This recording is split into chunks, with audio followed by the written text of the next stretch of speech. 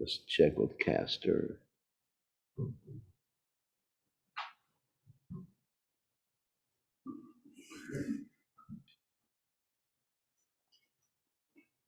Oops. All right.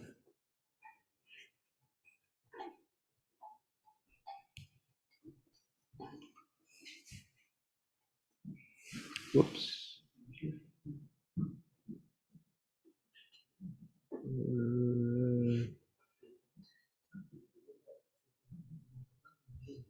Mm-hmm.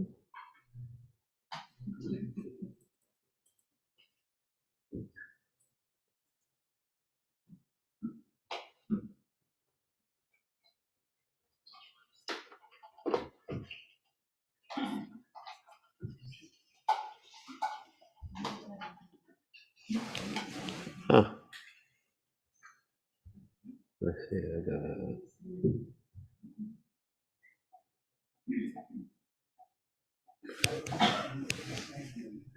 Oh, strange.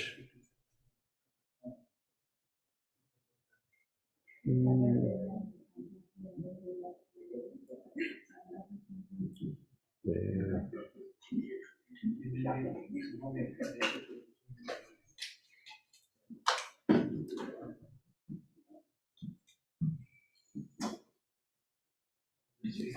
Huh. Hold on a second.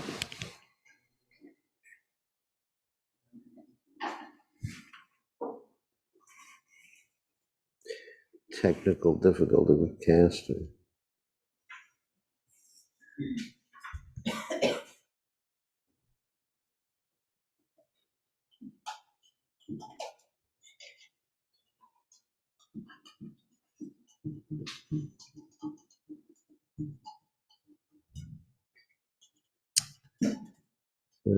Castor is giving me some trouble. Oh, that's the wrong. Oh, that's why.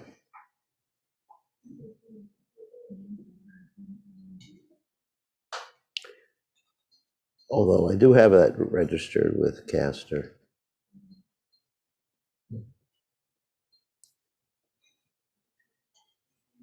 This would be a shame if it doesn't simulcast.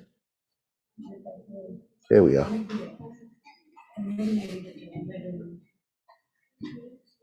Okay. We are simulcasting now. I just want to double check because sometimes Castor has a little bug in it.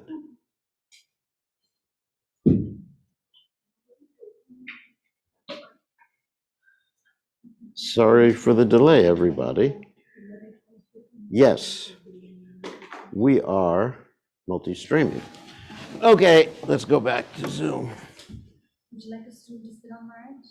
No, for this I stand. Okay, start again. Namaho Vishnupataya Shnapastaya Bhutale Shrimate Bhaktivedanta Samedniti Namine. You can chant.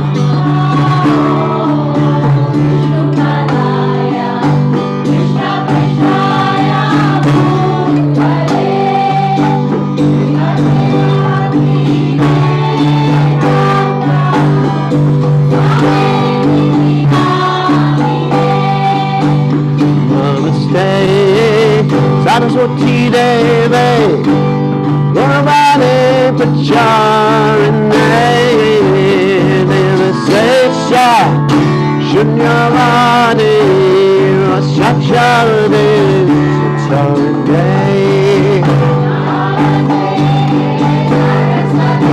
Devi Gurvani Pacharine Devasesha Shunyavani Jatane Satarine Shri Krishna Chaitanya Prabhu Nityananda Nanda Shri Advaita Gadadhara Sivasare Gaurabhakta Vrindaya Hare Krishna Chaitanya Prabhu Nityananda, Shri Advaita Gadadhara Sivasari, Gaurabhakta Jaya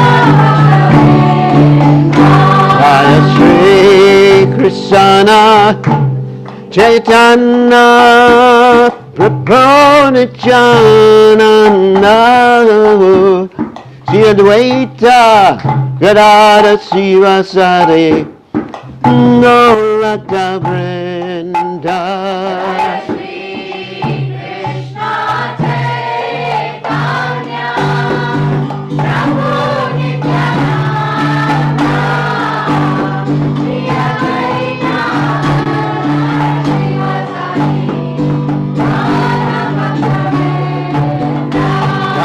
Shri Krishna Chaitanya Prabhu Nityananda Shri Advaita Gadadhara Sivasari Gaurabhakta Vrinda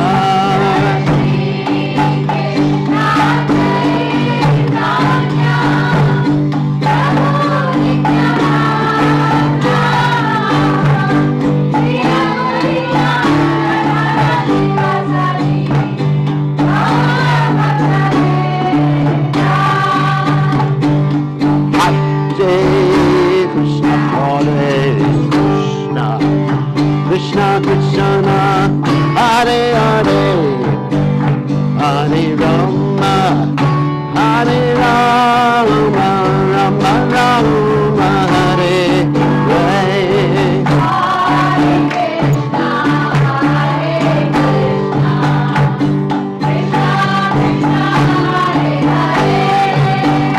Hare Rama Hare Rama Rama Rama Hare Hare Krishna Hare Krishna Krishna Krishna Hare Hare Hare Rama Hare Rama Rama Rama Hare Hare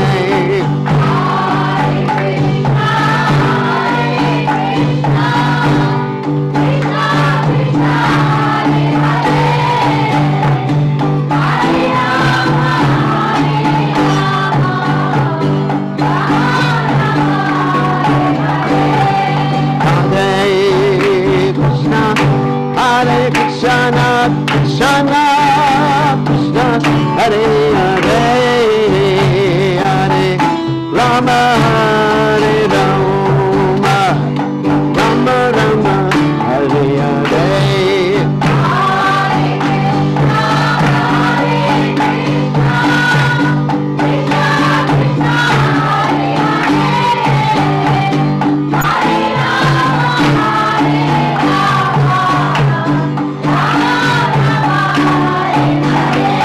Hare Krishna, Hare Krishna, Krishna Krishna,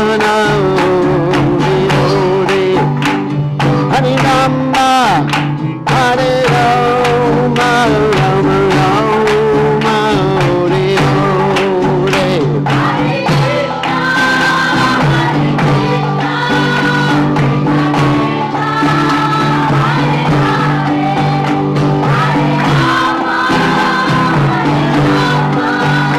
Rama Rama, Hare Hare, Hare Krishna, Hare Krishna, Krishna Krishna, Hare Hare, Hare Rama, Hare Rama, Rama Rama, Hare Hare.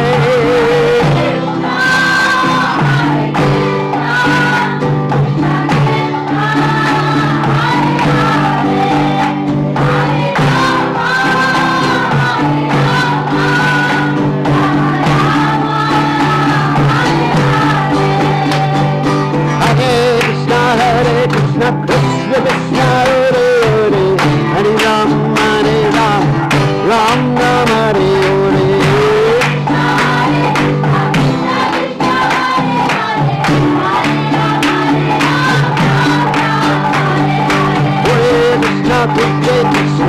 Krishna Krishna Hare Hare Hare Ram Ram Ram Hare Hare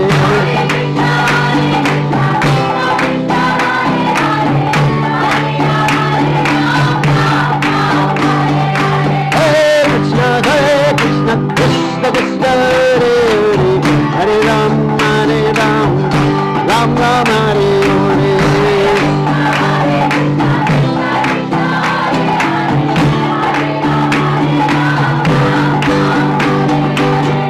Krishna Krishna Krishna Hare Hare Hare Ram Ram Hare Hare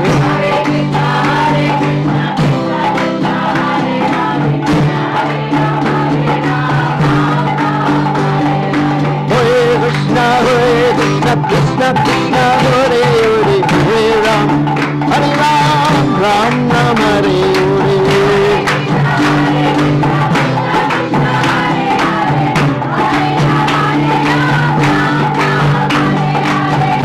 Krishna Krishna Krishna Hare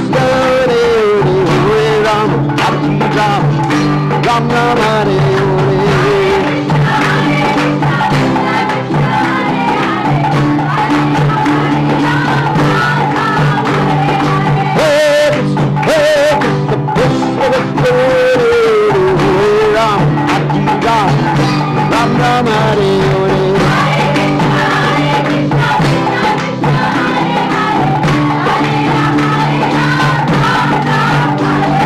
Ram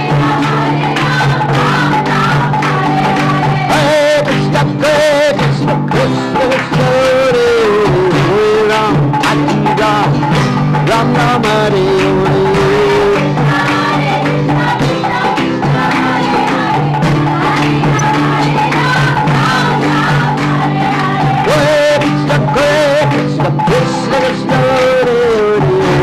Ram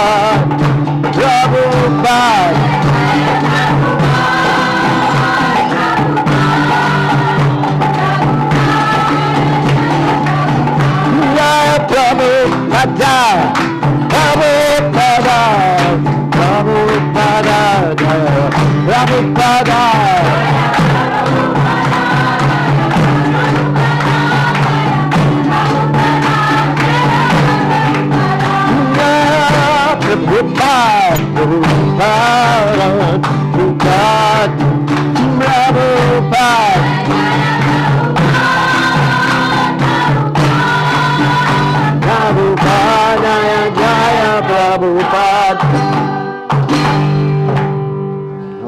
Jai Om Vishnupad Paramahansa Paravatikacharya also Tera Satoshi Srimad His Divine Grace Sabaya Charanada Bhaktivedanta Goswami Maharaj Srila Prabhupada Ki Jai ISKCON Founder Acharya Srila Prabhupada Ki Jai Nandakoti Vaishnava Vrinda Ki Jai Namacharya Srila Haridas Thakur Ki Jai Prem Se Kaho Shri Krishna Chaitanya Prabhu Nityananda Shidwaid Kedaha Sivasati Gaur Bhakta Vrinda Ki Jai Shri Shri Radhakrishna Gopinath Shyam Kund Radhakunda Giri Govardhan Ki Jai Vrindavanam Ki Jai Maturadam Ki Jai Jagannath Swami Ki Jai Yamunamai Ki Jai Shimati Lasade Vigajai, Samaveda Vakta, Brindikajai, Gaur, Premananda, Hari Haribo.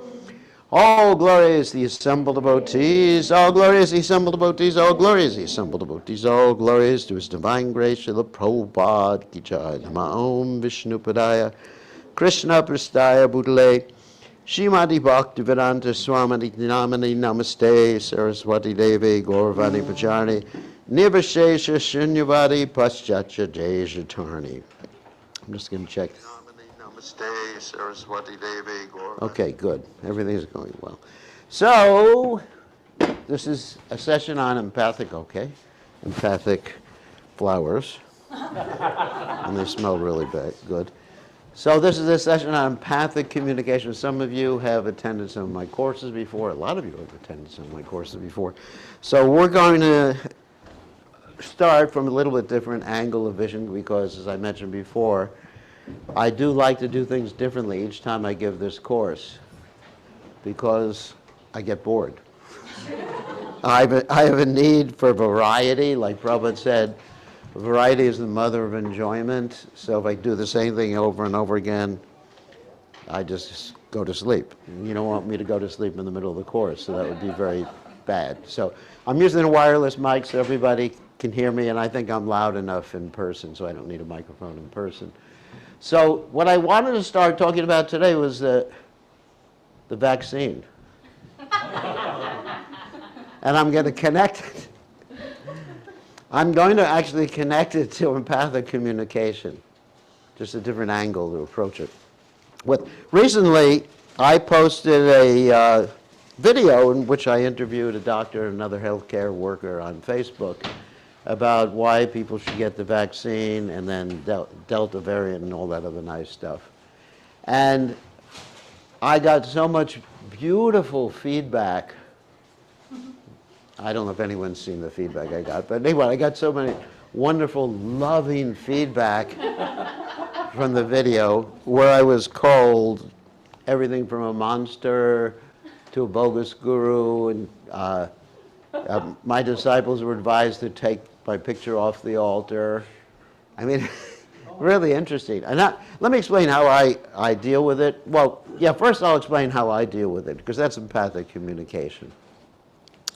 I deal with it, and then I'll explain why they're reacting the way they are after that.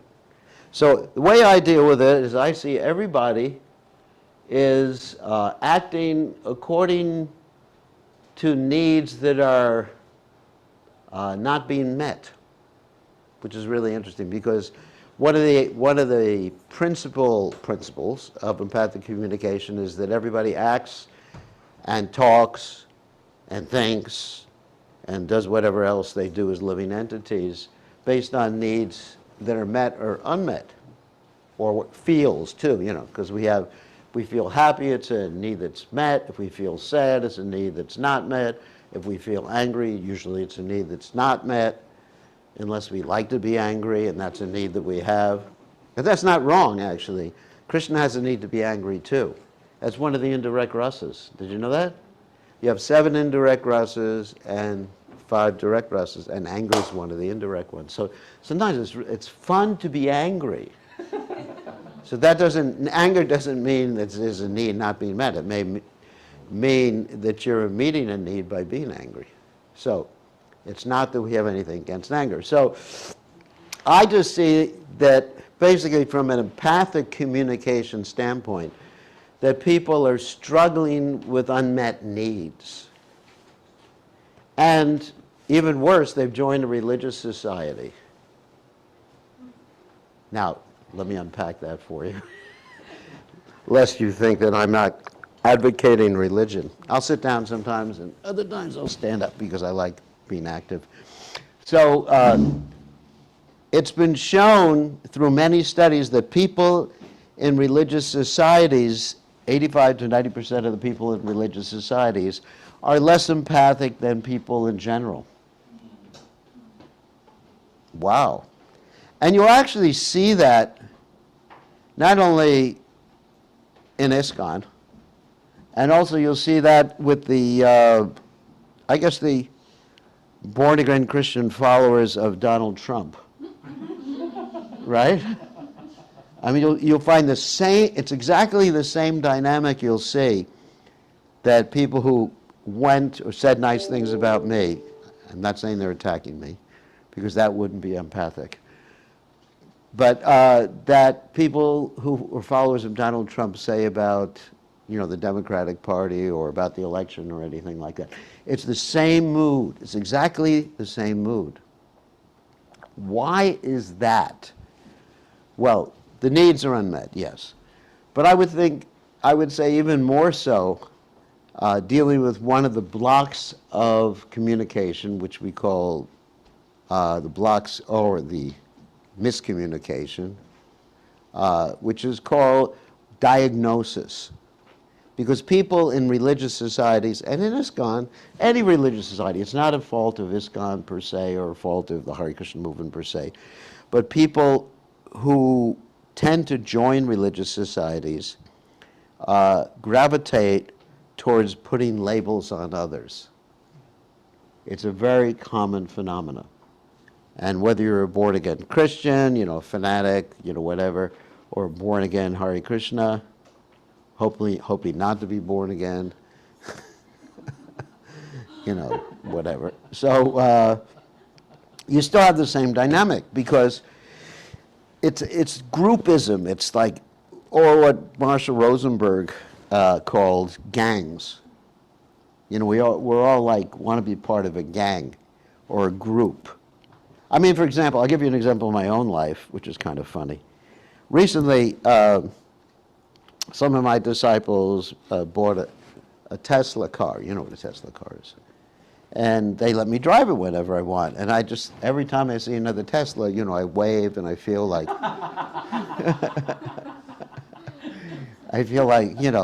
one of my friends, even it's some big meat-eating Rakshasa demon driving the other. I know I'm not supposed to think like that.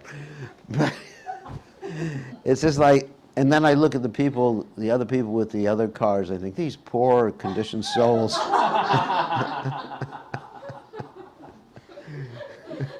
Just stuck in the last century, So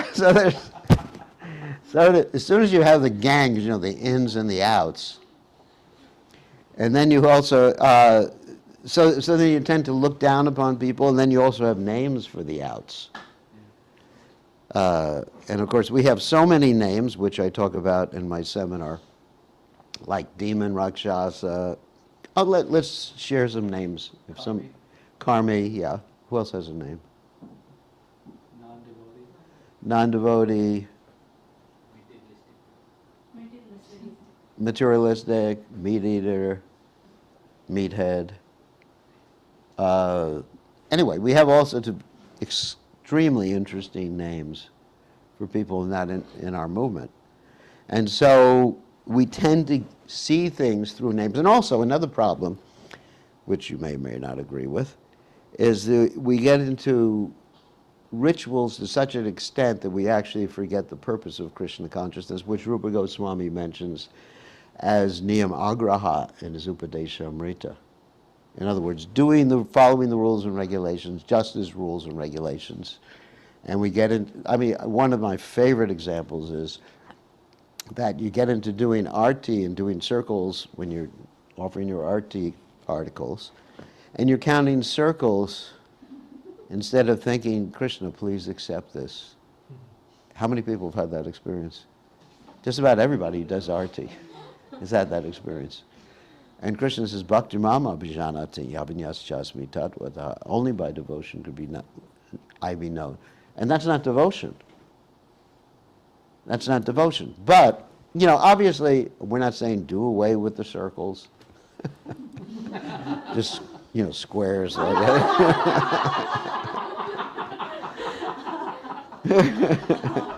Or you could be like Sanatana Goswami telling Madan Mohan, just find your own salt, Krishna, I'm not saying that. But it's a question of really being in touch with what we're doing while we're doing, rather than being absorbed in just like the external motions and the words and the designations.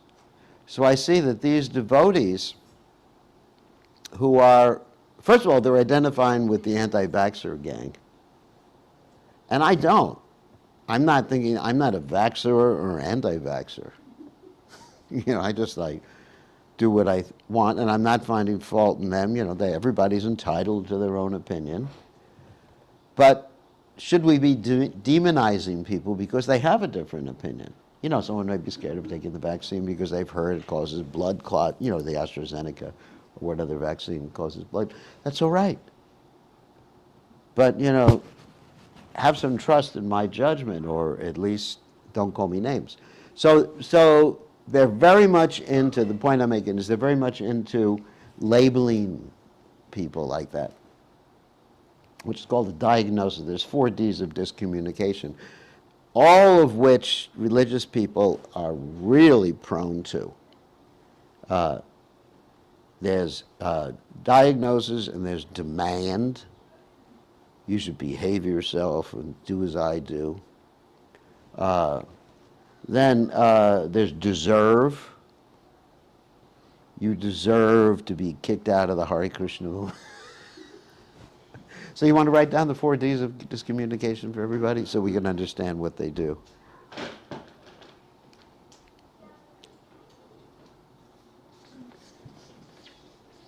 Ds of discommunication. So anyway, and then there's the last one is called denial of responsibility. The devil made me do it. Maya made me do it. So we in religious societies demand, diagnose,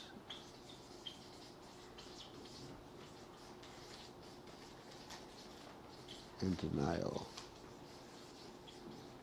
Okay. So people in religious societies are really into that. I mean, just like you see right now in, I like to bring in the news.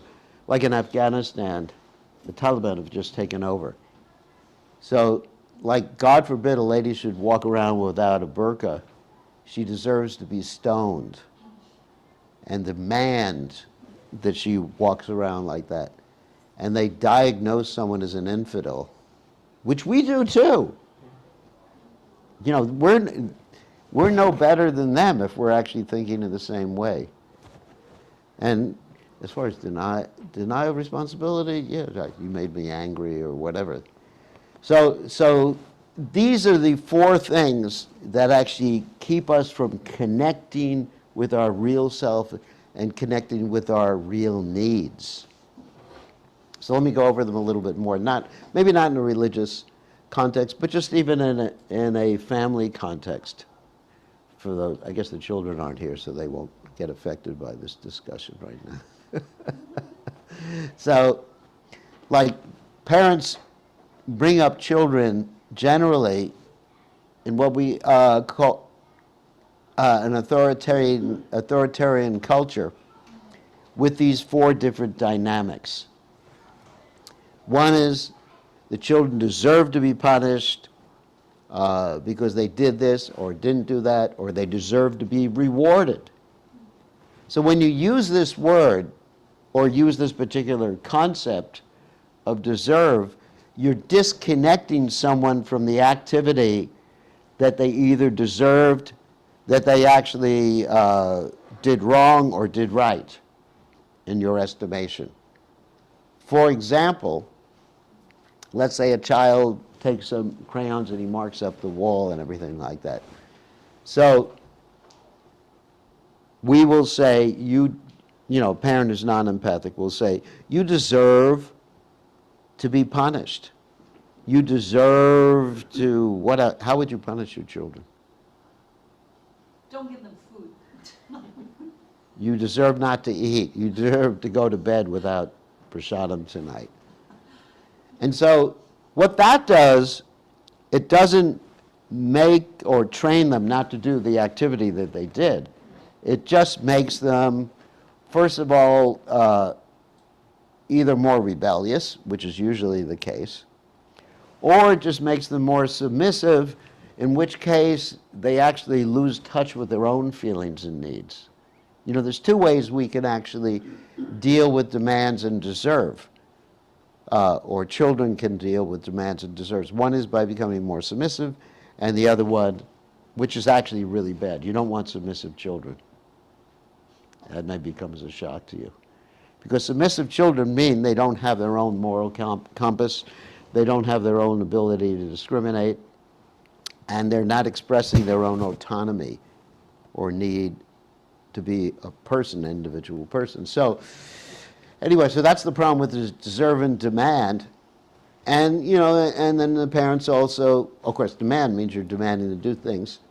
And so even if you say you deserve to be rewarded because you got all A's in school, what it does is also disconnects them from the particular activity itself and makes them like the reward rather than the activity that they perform to get rewarded. And the example I usually give in my seminar is myself. When I was young, I would get, and $5, I think it was, $5 for each A I got in school. And each B, I think, was like, I forget, $2 or $3. Each C, 0. Each D was a negative number. So what it did is made me like to make money. It did. Because when the rewards are extrinsic, have nothing to do with the activity itself, then it makes you like the rewards rather than the activity itself. And the same thing with punishment. It makes you avoid punishment rather than change the mentality that caused the activity that you didn't want to have. Does everybody understand that point?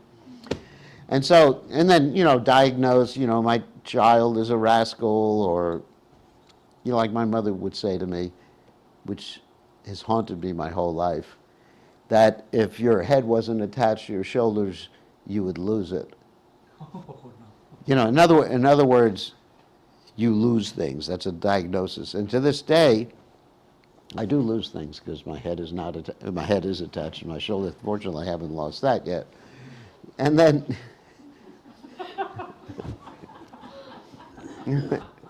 then denial of responsibility. That's a big one that the child uses sometimes. That, you know, I did this because I was tired. I did this because I was angry. And actually, adults use that. I yelled at you because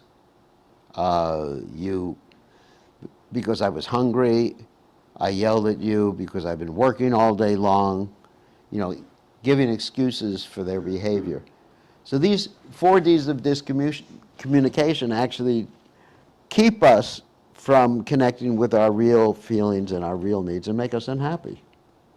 Because if we want to be happy, both materially and spiritually, we need to have our needs fulfilled. And now I'm making a distinction between needs and desires. It's not that we have to have our desires fulfilled. Desires are simply things that pop into the mind, you know, as Bhagavad Gita tells us, when we contemplate sense objects, we become attached to something. That means we desire it. We become lusty or enthusiastic after it. And then we become angry. Jayato vishyak pum sangostesha pajayate sangat sanjayate kama kama krodha pajayate. That's a desire. But we have needs.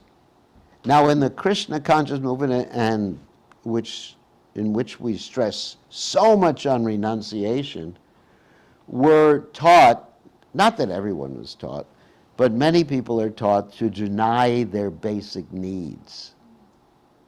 And when we're talking about basic needs, we're talking about things like food. Of course, food you're never taught to deny in Krishna conscious movement. But basic needs are things like shelter, and yes, and also food and air and friendship and autonomy and play and freedom and, God forbid I should use this word, love.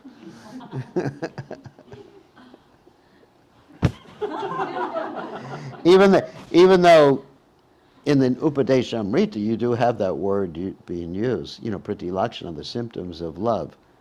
Dadati prati grinati guyam akyati prichati bhogte bhojyate chaiva, the six loving exchanges. And Prabhupada does say in the purport that these six loving exchanges are the methodology, and I'm just paraphrasing him, by which the Krishna conscious movement expands.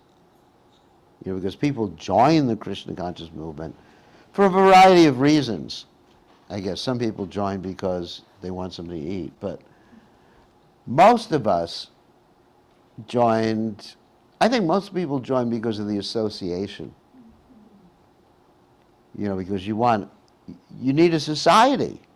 Like Prabhupada said, quoting some Englishman, society, friendship, and love divinely bestowed upon man by God.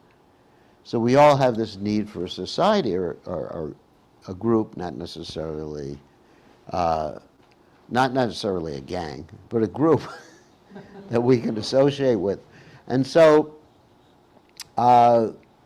when we find these loving relationships between devotees, then we want to stay in the movement. And then when we find these other relationships, like we sometimes get when we post something to Facebook, like I mentioned about the vaccine, then what am I doing here in the Krishna consciousness movement? When I'm just trying to help the devotees. My whole motivation is to help the devotees and understand and protect the devotees from some disease. And then, wow. So, anyway, so the way, getting back to the vaccine thing, so the way I would see those people is they're just trying to fulfill the needs, and the way I deal with that internally is that I understand all my needs are being met by myself, and I'm not depending on someone else to meet my needs. As long as we depend on other people to meet our needs, then we fall under this demand number 2 over there. Looks like a 3, but it's a number 2. But anyway, 2 3s and a 4. So, so when we actually consider other people to be agents to fulfill my needs, then it destroys a loving relationship. Because loving relationship is based upon voluntarily giving something, accepting something, giving prasadam and accepting prasadam, like that, giving gifts and accepting gifts, revealing the mind and competence, not forcefully. So I look at these people, I said, these people are not meant to fulfill my needs. I have strategies to fulfill my needs, and therefore they're not interfering with my needs, and therefore I can actually love them, even though they're saying all these things about me. Not because normally people will say, look at all those people that are attacking you, Maharaj. They're not attacking me. They're actually expressing their unmet needs. And so based on that, I can be empathic with them. And I just feel, wow, they have so many unmet needs. And they're diagnosing, they're disconnected from their self. These poor souls, and I'm so great. Now, anyway, you have to be careful about that too, because you can get into that consciousness, I'm really empathic. That's also a diagnosis. I'm really empathic, I'm loving, like that. And they, they're so disconnected. I feel sorry for them. Feeling sorry for someone is not empathy, actually. What is empathy? I mean, that's an interesting question, because we call this course empathic communication. Empathy basically means to try to understand someone else's feelings and needs and to understand them, basically. Not to feel sorry for them. Because feeling sorry for someone is not empathy. It puts yourself on a higher position. Like if I feel sorry, these people who are not criticizing, sorry, who are saying nice things about me. As Lord Chaitanya Mahaprabhu says, he who criticizes me is my friend, actually. But these people are saying whatever they're saying about me or about my philosophy, then I am actually not being empathic with them. I am just judging them. I'm diagnosing them. I am establishing myself as being superior to them. It's just another division of false ego. Empathy means just to resonate, not only to understand, but to resonate with their own feelings and needs. And think of a way also that you can help them understand their own feelings and needs. So that's really what empathic communication is all about. Okay, so let's talk about, what should we talk about? Let's talk about needs right now. Can we do a need chart?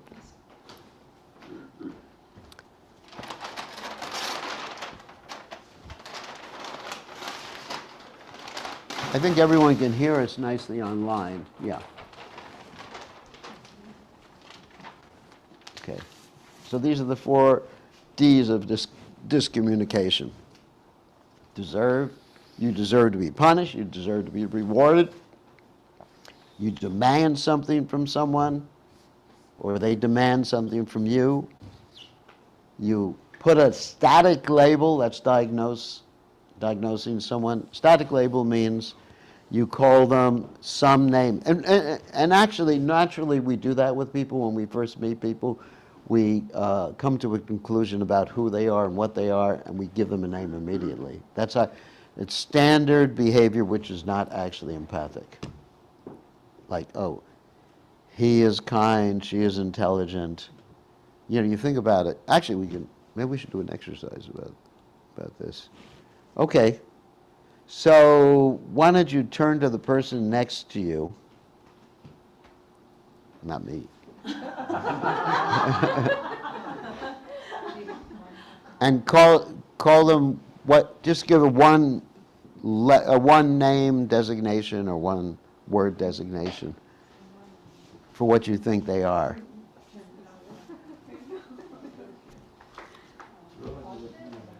And then we're going to do something else after that. Just one word. You know, first impressions or lasting impressions. You have to tell them? Yeah.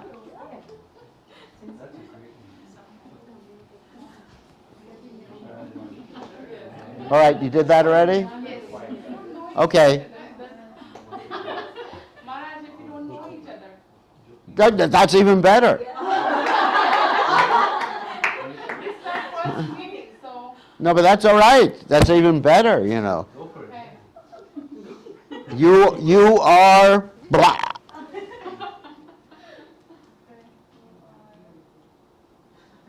First thing that comes to your mind. Okay, you don't have to. Okay. That's funny. So now we're gonna. Okay, everybody did it. So let's hear some of the designations, diagnoses. Gentle. I told him you are strange. All right. How did you respond? You're a joker. Okay, so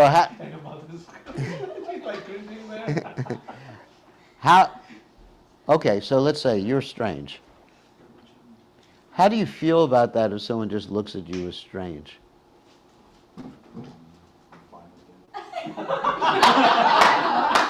Okay, let's say, like, let's take this a little further. Okay. You're very strange. I mean, just the way you wear your hair, your mustache, your shirt with this funny symbol on it, and that's the whatever thing you're wearing down there, that white thing, you know. It's weird. You're very weird and strange. How do you feel? It bothers you, doesn't it? Yeah, because aren't you thinking, you know, I want someone to try to understand me more, you know, as a person. Because but generally we deal with people like that. All right, let's pick another couple here. Who else has an interesting one?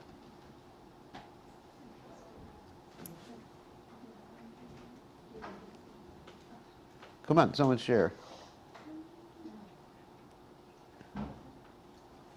I told her she's sincere. She's very sincere.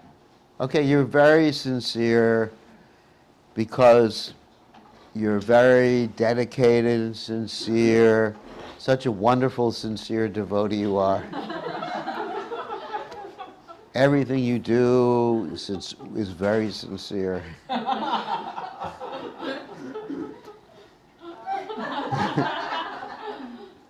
It's not you, right? It's just like, you're dynamic, you're not static. What I'm talking about here, what I'm pointing out here is these labels are static labels. Sometimes we may act a little weird. That's true. Everybody acts weird from time to time. But nobody is weird. Nobody is stupid. Nobody is intelligent. Nobody is sincere. It's that we're all we're dynamic living entities. And the interesting thing is, when we have these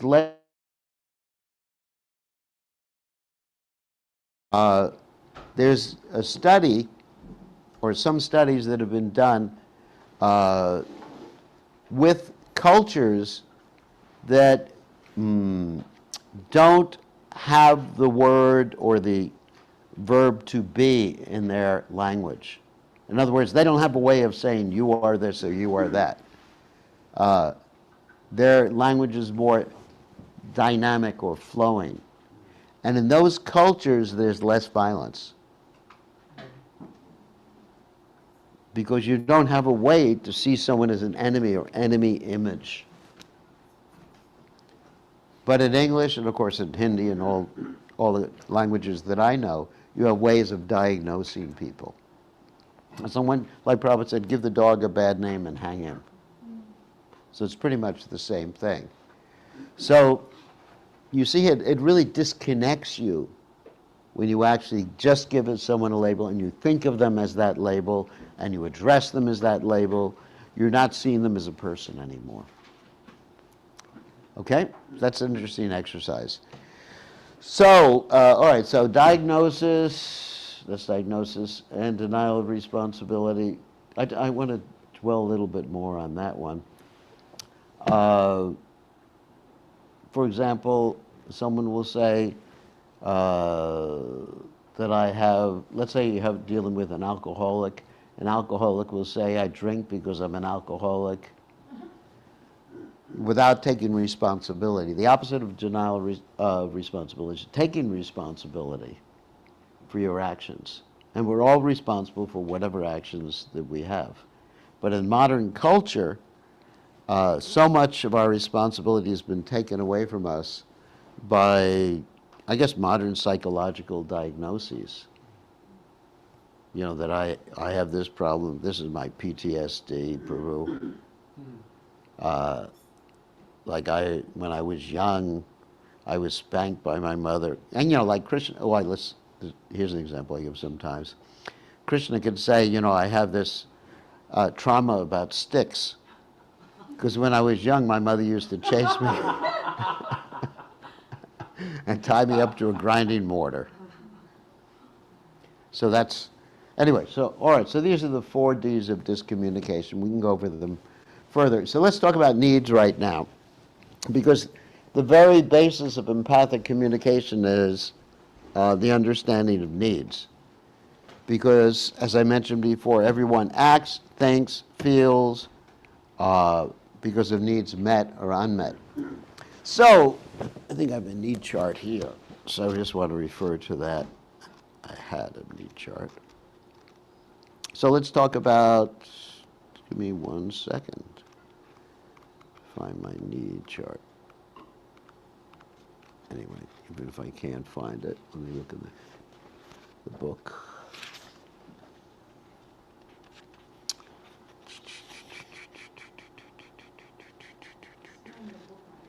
I don't have a chart in the book. That's rascaldom. I'm a rascal. So that's a diagnosis. Page 70. 70, yeah, page 70. Yeah. Needs, here we go. It's not a chart, but there's actually a list. So you got your basic bodily needs, air, water, food, etc.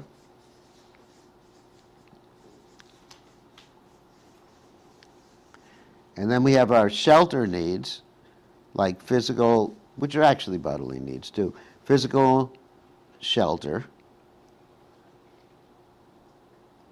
I'm not going to include mental or spiritual because that's something different. We have a need for interconnectedness, which is reciprocation, giving and receiving. A need for self-acceptance, which is called self-satisfaction. Self-acceptance, autonomy, authenticity. Actually, we left a lot out here. Well, I really have to edit this book. And we have a need for, ultimately at the peak of the triangle, we have a need for what Maslow calls self-actualization, which I call Krishna consciousness, connection to Krishna. And there's a few other needs in there too that are not mentioned in the book, like the need for play, recreation, need for humor. And Bhaktivinoda Thakur, in his Chaitanya Shikshamrita, just in case you're wondering if I'm just really getting too much touchy-feely here, talks about basic needs and how the needs need to be fulfilled for someone to be steady and stable in Krishna consciousness. And Prabhupada in the 8th canto of Srimad Bhagavatam talks about, in the context of the Gajendra Mokshana story, which I think most of you know. Gajendra is an elephant. He's fighting a crocodile in the water, and the crocodile is winning. And Prabhupada, because the crocodile is an animal of the water, and Gajendra is an animal of the land.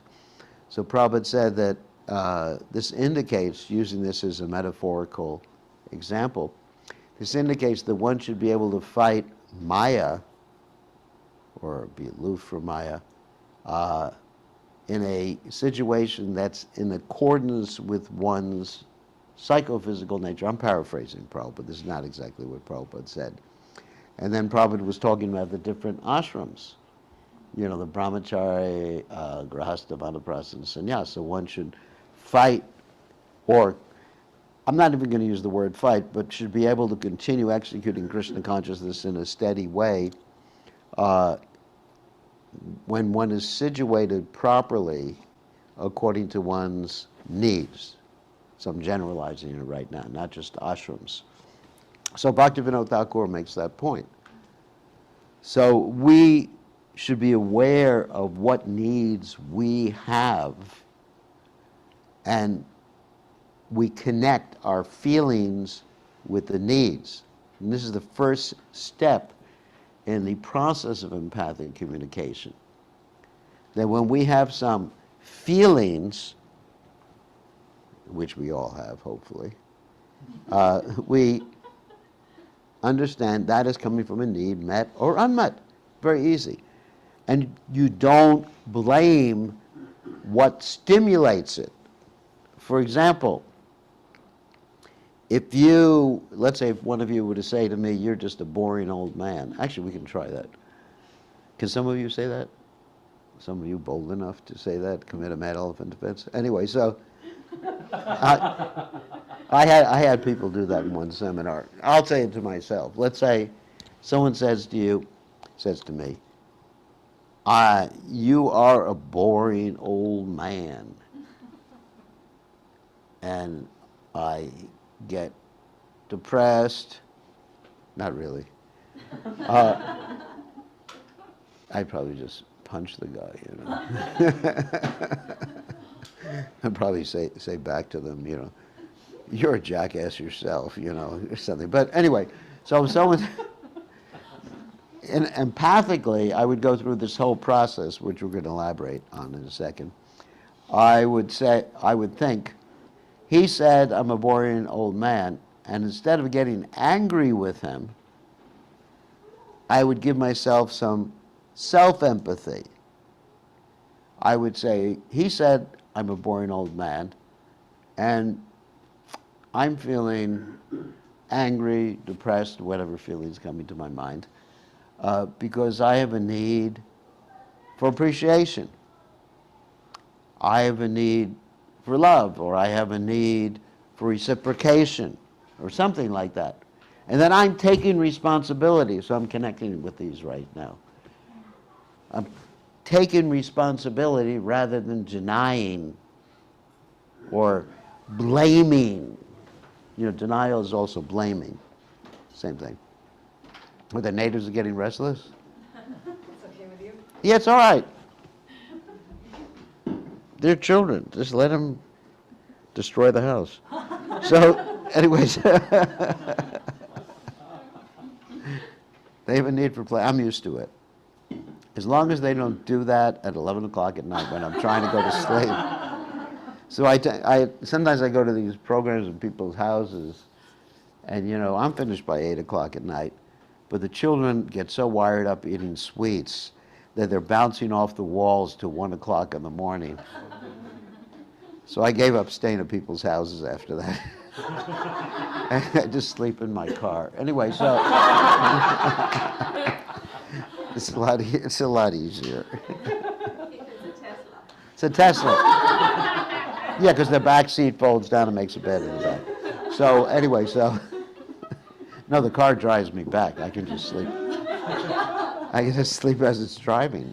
It's true. I don't do that though. So anyway, so getting back to the point, I understand that I have these needs, so I'm not blaming anymore. I'm not blaming the person. You made me angry. You made me sad. You made me depressed. I'm thinking that I have this need for appreciation. And obviously, the person who said, you're a boring old man, is not giving me that appreciation.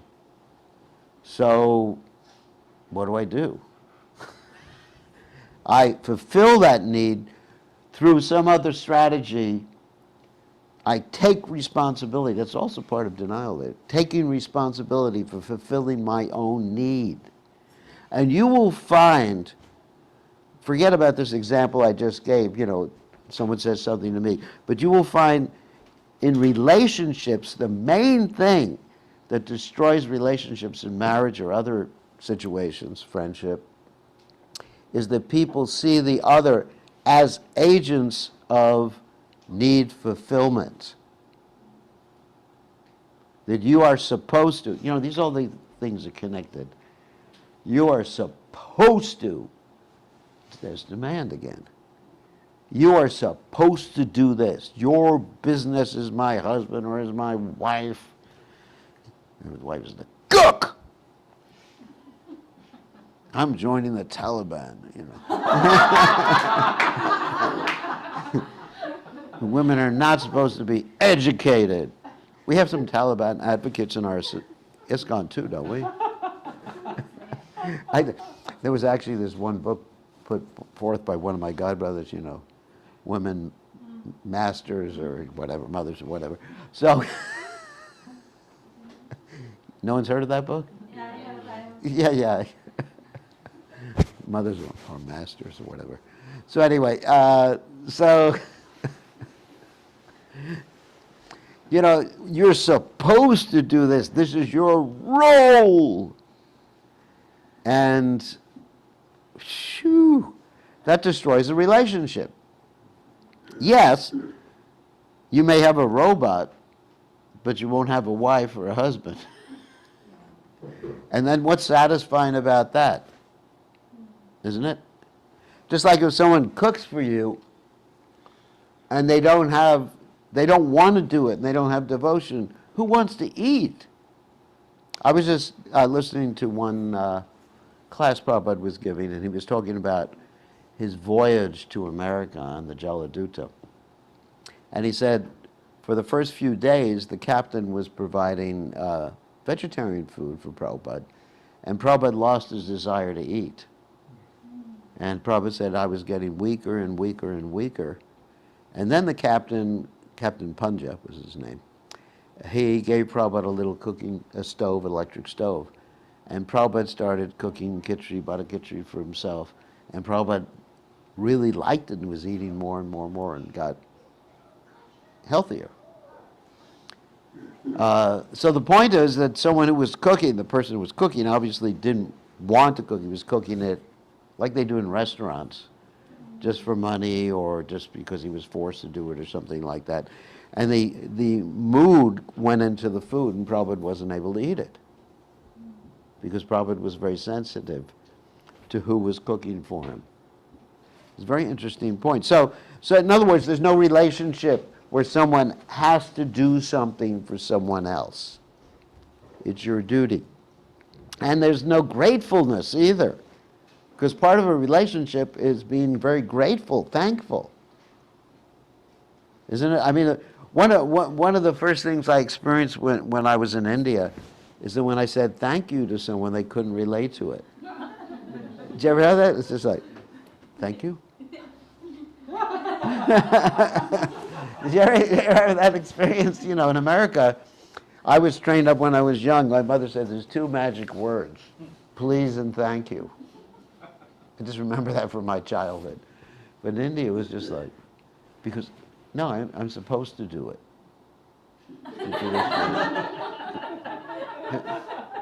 This is my duty. In other words, the only reason I did anything for you is because it's my duty. I couldn't care a damn about you, but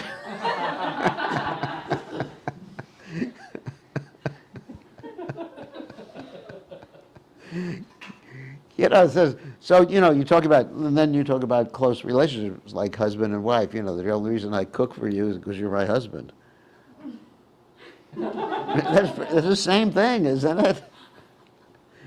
And so we don't really say thank you to each other very much, and we don't even know how to say thank you. That's another subject matter, empathic communication. We don't say thank you to each other very much because we think the other person has to do it, right? You have to cook for me, you have to clean for me, you have to iron my clothes. And the point is, the proof of that is if they don't do it, what do? You get angry. You know, one day you get up and your dhoti is all wrinkled or your pants or whatever. It's all wrinkled and there's no breakfast. Isn't it? I mean, people are not taught to be self-reliant. You know, I had one disciple, his wife left him when he was 55 years old or something like that. And his parents called him up and said, you have to get remarried. And I said, you're 55. Because his parents thought, you know, you're going to starve to death. I said, that's really not a good reason to get married. I mean, I think it's easier and cheaper to learn how to cook yourself.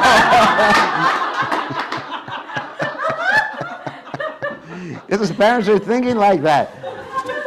Because they're from India, of course. So they're so used to a situation where the husband doesn't know how to do anything, you know, doesn't go in the kitchen, doesn't do anything. He just makes the money, but the wife does her thing, so if something happens to the wife, he'll starve to death.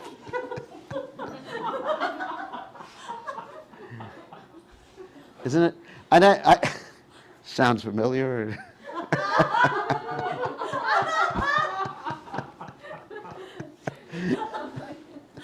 Sorry if I offended anybody.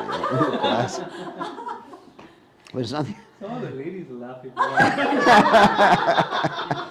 Because they're used to it. So to actually have good relationships, the conclusion I came to is one should be ready to do things for themselves. If one's ready to do things for themselves, one can be truly grateful because you're not dependent on someone else. Prabhupada actually said overdependence on someone else weakens one. It actually does. You know, if someone can't cook, all right, yeah, I'll cook. And if someone does cook, then you feel so grateful because they didn't have to do it. You know, the demand there. They didn't have to cook. And it really is a really sweet relationship. You know, when I came here and I ate kasha,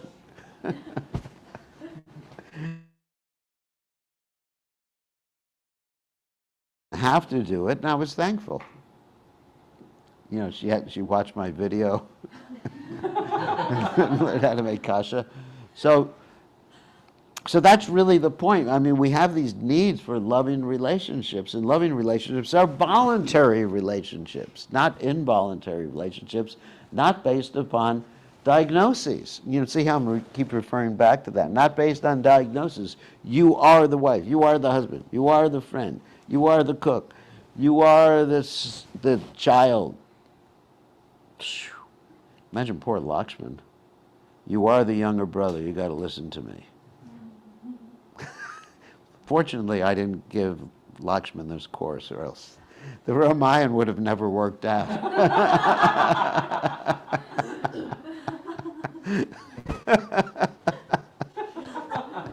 Imagine Lakshman says it doesn't fulfill my need to send Sita Devi into the forest. Krishna is more like dynamic like that, because even though Krishna was the younger brother of Balaram, he just didn't listen to him when he disagreed with him, right? He arranged Subhadra's marriage with Arjuna, even though Balaram was really upset. He arranged for Bhimsen to hit a Duryodhana below the belt. You know, so many things. Krishna was not following Vaishnava, Vedic etiquette. No, I'm not talking. We should definitely follow Vaishnava etiquette. That's actually very important. Especially if you're a sannyasi like me, it's important because you get all the respect. Anyway, so you know, if I was just an ordinary Prabhu, I wouldn't be in favor of it. But so anyway, so a very important point, and I think it's perhaps the most important point, is to have good relationships with others, loving, voluntary relationships. And that, to me, that's, if one has that sort of relationship, then the other needs are not as significant, except for air, food, water, light, and things like that. And that's why you see these Vaishnavas, you read about these Vaishnavas like Narottama Das Thakur, Shaimananda Srinivasa Acharya, how they related to each other in such loving ways. How they couldn't bear to be separated from each other. I mean, such love between the Vaishnavas. So, anyway, so let's get back to the point about the process of empathic communication. So, when someone says something or something stimulates your feeling, whether it's a pleasant feeling or unpleasant feeling, then you immediately connect it to a need. And when you immediately connect it to a need, you can take responsibility for fulfilling that need. And then you immediately come up with some strategy to fulfill that particular need. That's one way of dealing with it. And once you've done that, and you've centered yourself on your own needs and your own strategies and your own feelings, then you can actually empathically deal with others. Because as long as you're struggling with your own feelings that are overwhelming you and your own needs are overwhelming you, you can't really be empathic with others. So empathy begins with oneself. Be self-empathic. And empathy means understanding feelings and needs. Basically, that's it. How do you feel, or how do I feel, and what need is behind it? And then, when you're centered like that, when you're peaceful like that, then you can actually go out to other people and say to other people, and of course you don't want to use the same language, but in essence say to other people, are you feeling sad because you have a need for food or something like that. And that's it. I mean, that's the whole process in a nutshell, isn't it? Can you think of anything else? The whole process. All right, why don't we write the process down now? And remember that chart I had when it goes crisscross? The crisscross chart? Where you're dealing with your own feelings and needs and others' feelings and needs, and then you get to strategy. Should I start with the observation? Yeah, observation. That means observation is what stimulates a particular feeling. Instead of observation, okay, I guess we got to drill down on that one. Observation means just the facts. What happened?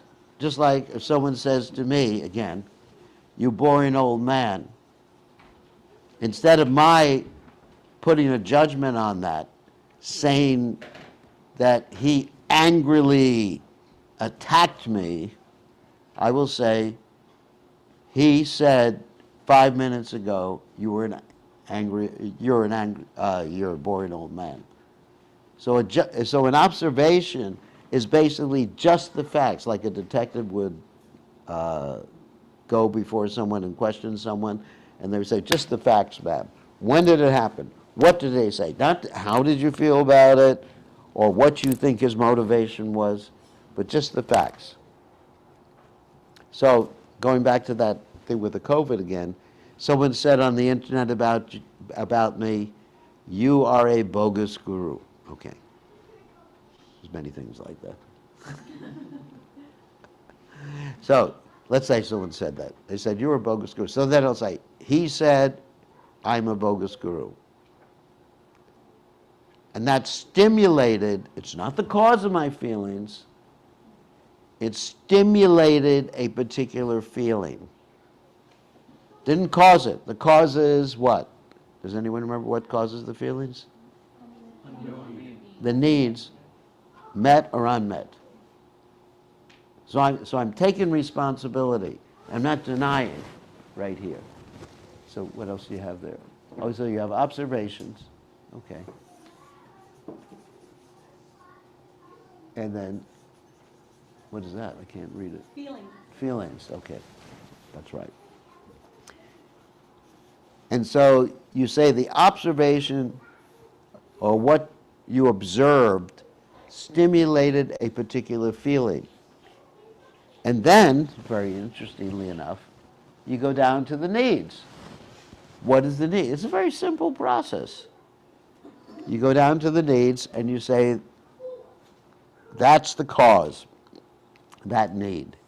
And then, when you're dealing with yourself, or with others, this is still the same thing, is strategies. What am I going to do about it?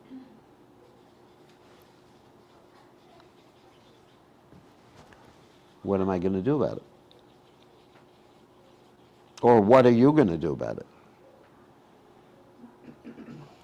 And interestingly enough, when you're being empathic with others, in many cases, you don't have to say anything. Because most communication is not the words, or not the words, but it's nonverbal, or the tone of voice, or body language. Actually, only something like 7 to 10% of communication is words. And that's another reason why you have so much fighting on the internet or fighting with emails. You'll see if you read, let's say, any statement, even on a news channel or a news website, that the comments will start off rather peacefully, and then they'll degenerate into just like ad hominem attacks. That means personal attacks. Because that's the nature of words themselves, because words can be, without any context, without any tone of voice, without any body language, can mean anything, basically. Like if I say to someone, here's just the words, "You are nice." So if I say it in one tone of voice, "You're nice," that's actually very positive. If I say in another tone, "You are nice," like that, then it's very sarcastic. And I'm actually meaning the opposite thing. So people can take words in any way they want according to their understanding of the person or understanding of the situation. And that's why written communication is usually not a good way to solve any sort of conflict. And even Zoom is not such a great way either. And we've experienced that with certain issues we're trying to resolve in this, particularly this Vaishnavi Diksha Guru issue. And it's just like, even though you can see someone's face, it's not the same thing as when you're in the same room with them. And you really miss being in the same room with people. So, anyway, what else do you have there? You have strategies. And you make requests. Yeah, requests. And requests when you're dealing with other people or requests from yourself, yeah. So does anyone have any questions about anything so far that I've said? I've just touched upon the basics. Yes? You said trauma arises from denial of responsibility? No, I didn't mean that. I mean that certain people blame their trauma for their actions which they are able to control. You know, for example, I was traumatized. I mean, I'm not denying that people are traumatized and people suffer from post-traumatic stress disorder. I mean, that would be silly for me to do that. No, trauma arises from traumatic experiences we've had before, and we react emotionally to those traumatic experiences. And one way to overcome this PTSD, one therapy, is to be aware of the needs that are connected with that, with the trauma. Let's say, I mean, for example, I'll give you an example of my own life. One example I usually like to give is that when I was young, I was traumatized by beets. Now, really traumatized by my mother. You know beets? She used to force me to eat beets, and in many cases, if I didn't eat what she wanted me to eat, she would dump things on my head. You know, very loving relationship. So, you know, so then for years after that, every time I saw a beet, I mean, it sounds silly, but it actually was post-traumatic stress disorder. Every time I saw a beet, I would start to shake like that. And anytime someone wanted to offer it to me for prasadam, I thought they were my enemy. So then I actually connected that trauma, you know, with the idea of, you know, beets. The beets are stimulating a particular emotion, and that emotion, I guess, would be either fear, anger, like that, because I have a need for autonomy. I need to choose what I want to eat, not be forced to eat. And then as soon as I dealt with it, now I eat beets. So, of course, that's a very simple thing. I'm not comparing that to trauma of someone who was abused or anything like that. But there are ways, utilizing the knowledge of feelings and needs, to eventually utilize this as a therapeutic approach to dealing with post-traumatic stress. Yes, there's post-traumatic stress, and some of it is really intense. Like if someone goes to war, every time they hear a gun and they come back from the army, they start shaking every time they hear a sharp sound. So it has been used, this particular technique or series of techniques have been used to help people with post-traumatic stress disorder. Yes, but it is a real thing. Post-traumatic stress is a real thing. But ultimately, if one takes responsibility and connects it to the need, not to deny it, you don't deny your feelings. That's a very important point you brought out, because in many cases, we're taught, even in ISKCON, to deny our feelings. You know, your feelings are Maya. Oops, what was that? I guess it was just someone. Taught that your feelings are Maya. You know, anger is Maya. Or what other feelings does anyone have? Tiredness is Maya. Embarrassment. You know, if you're tired during Bhagavatam class, it's Maya. No, maybe it's just boring. I mean, I like being honest. I mean, sometimes I sit in some Bhagavatam classes and I'm just praying for it to be over. Because then I just thought, my dear Lord, he seems to be coming to an end now. And then he picks it up from that point. Or please, no one ask a question. And you all feel like that, but very few of you are honest enough to say that. Part of being empathic is being very vulnerable, like what I'm talking about. Is I'm willing to say the way I feel, because I'm meeting my needs, and I don't really care if other people don't like it. So anyway, so let's talk about, all right, feeling, all right, got to go back. Feelings again, and, all right, what was I talking about before? Trauma. I know I was talking about trauma. Accepting feelings, not denying. Yeah, not denying feelings. Okay, thank you. So we're taught in many cases to deny our feelings, like you're angry, that's Maya. Anger, lust, anger, and greed are three gateways leading to hell in Bhagavad Gita. So we're taught like that. But not in empathic communication, we're not taught that. And we're not taught to get angry. We're not taught to get lusty. But we're taught to get in touch with your feelings.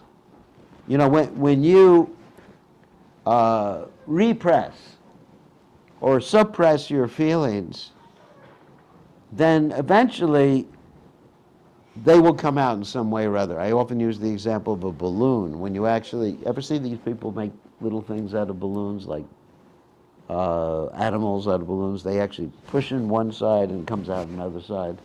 So the feelings are something like that. If I'm feeling angry, control yourself. Okay. And then sometimes it comes out internally, and you take it out on yourself, and you actually get sick. Repressed anger, and some people say that one of the causes of cancer, maybe not all the causes, is repressed anger, and repressed anger towards yourself. So therefore, what we teach in empathic communication is become aware of your feelings, even if it's anger or something that you would get criticized for, and connect it with the need. Don't necessarily have to express it, but don't repress or don't suppress. Suppress means you're aware of what you're doing. Repress means you're in denial of the particular feeling. So yes, I am angry. Why am I angry? Why am I angry? Take responsibility again. I am angry because I have a need for whatever. Like that. In this way,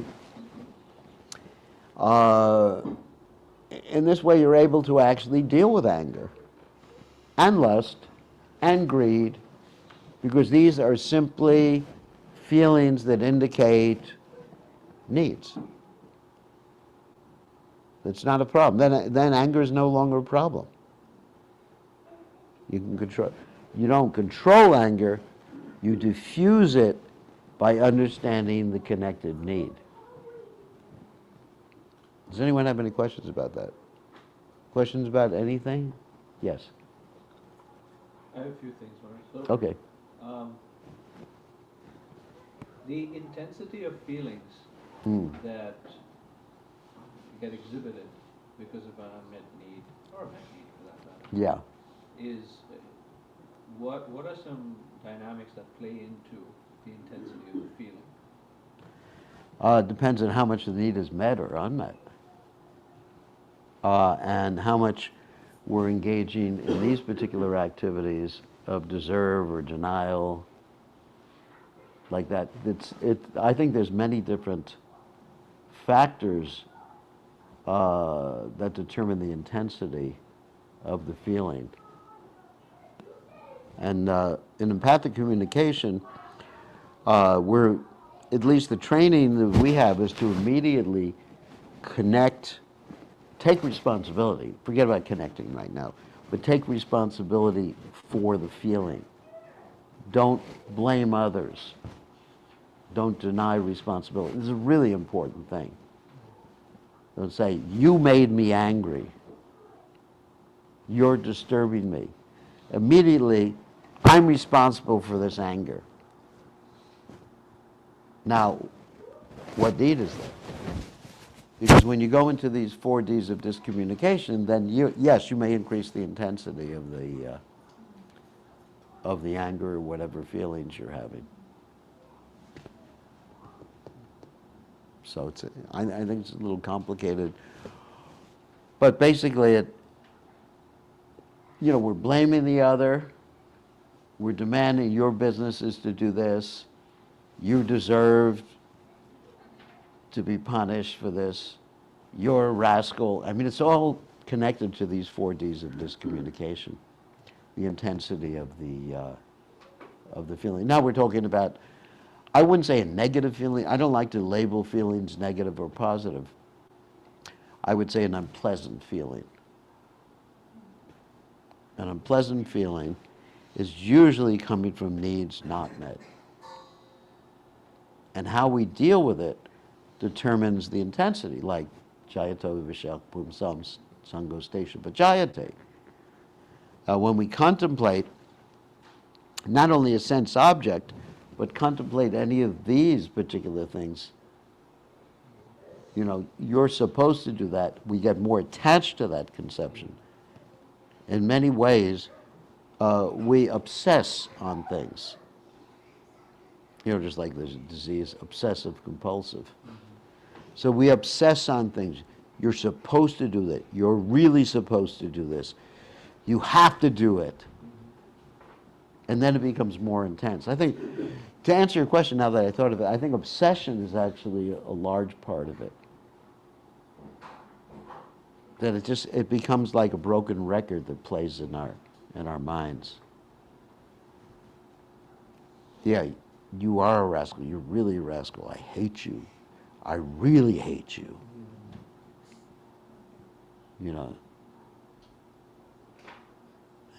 So yeah, we go through all these and we obsess on all of them, and then increases the feelings. And what I do is I try not to obsess on things. I mean, I see this with devotees many, many times, like some devotees, even in another issue, some devotees have come up to me saying, I'm having a really hard time in Krishna consciousness. I've never really had such a hard, this is the worst time I've had in Krishna consciousness. It's really bad. I've never been in such Maya before. And I'm thinking, oh my God, stop right there. So how do you deal with someone like that? You can't, you can't tell them, oh no, you're having a good time. Because you're actually denying their own feelings. You encourage them to deny your own feelings. I would say, well, I would reflect their feelings. You're feeling that you're in Maya, and what sort of course you want to be Krishna conscious, obviously, or else you wouldn't have told me you were in Maya. So what is your strategy? I mean, what do you hope to do to get yourself out of it? And let people take responsibility. We got another question. I do. So the makeup of each individual is really fascinating in the Yeah. sense of how these needs are within each one of us Right. and how they get morphed over time. Mm-hmm. And I guess one thought, as I think about, and have been thinking about Maslow's hierarchy, Hierarchy, yeah. is that the more, ultimately the more advancement one makes, is it true then that the lower needs, the intensity of the lower needs start to reduce and these higher needs start to grow? That is an interesting question, a very interesting question, which I've thought about quite a bit. And I've seen with people who are absolutely pure devotees, yes.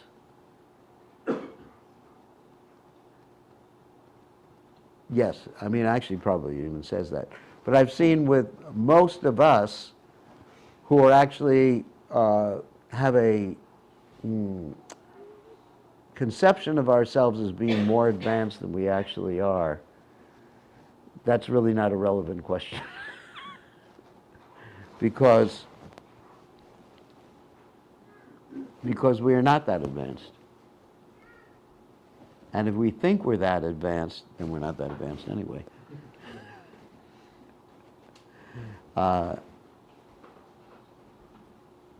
It is an interesting question. And I've seen many devotees who thought that they were more advanced than they actually were, in denial about some basic needs, and ultimately it comes out. And they may deviate from Krishna consciousness. So I think it's what you're saying is ultimately true, but I think it's dangerous to propagate it. And I think it's to propagate it as referring or in reference to ourselves. I think in reference to someone like Prabhupada, yes. But at the same time, Prabhupada did show, in order to keep his body together, he did take care of his basic bodily needs. Prabhupada took a massage for several hours a day. Prabhupada took his walk every day. He exercised every day. I mean, Prabhupada had a massage at noontime. He kept one devotee, practically Shruta Kirti, his main business was massaging Prabhupada. And Prabhupada always had his own cook. Prabhupada had a need for had a sense of humor. And so Prabhupada's own, I'm not saying that Prabhupada was controlled by any of these lower needs, he certainly was not.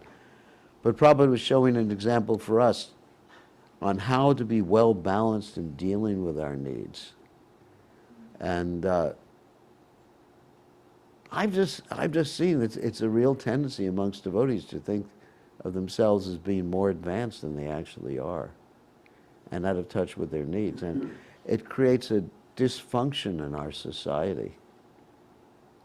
And I'm not just talking about sannyasis, I'm talking about all sorts of devotees on all levels who think of themselves, I'd like to think of myself as a coward boy or a gopi or what else? A grass Vrindavan. It's almost like a sahaja tendency.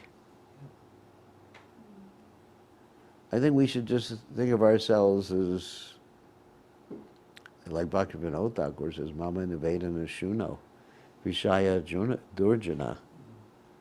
And I do have these needs. I mean, I just myself, I have a need for fun, I have a need for laughter, humor, everybody knows about. I have a need for tasty food, even though it's kasha.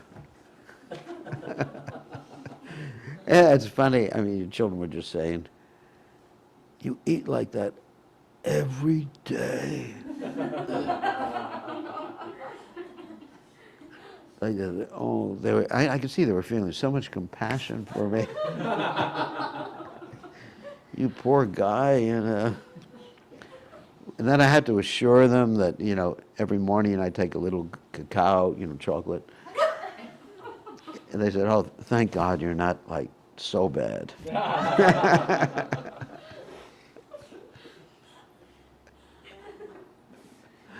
So, I see a lot of, like, agitated devotees who are in denial of their needs, a lot of devotees who are just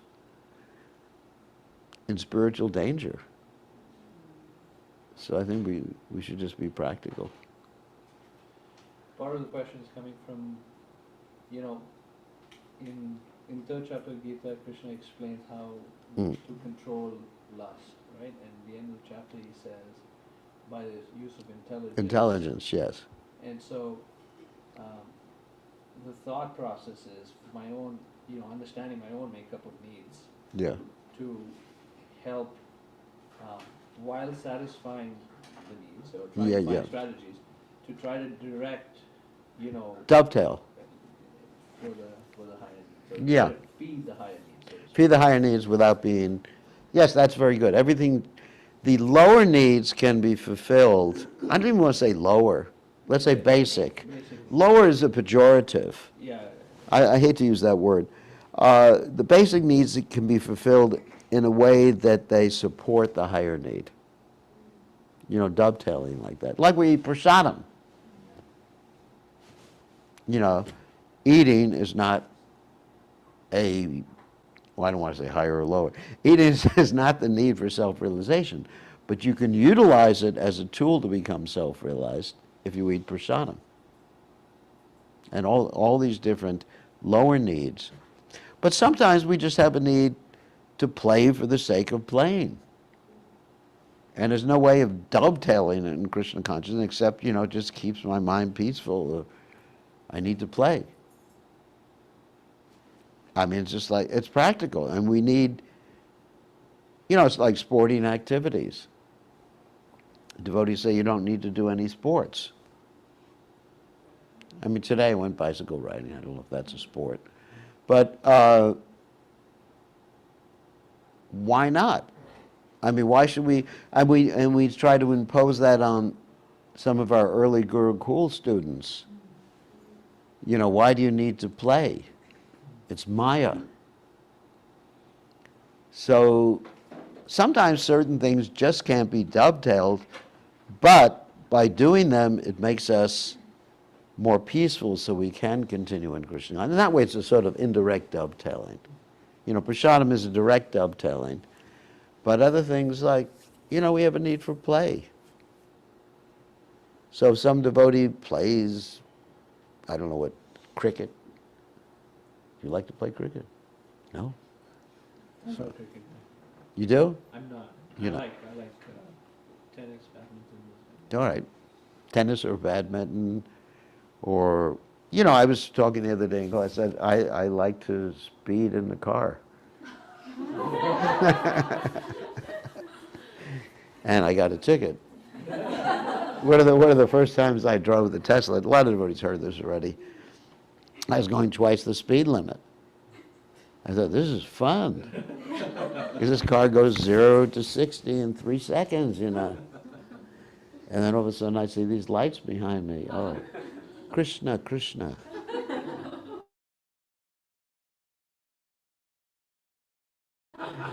But it didn't work.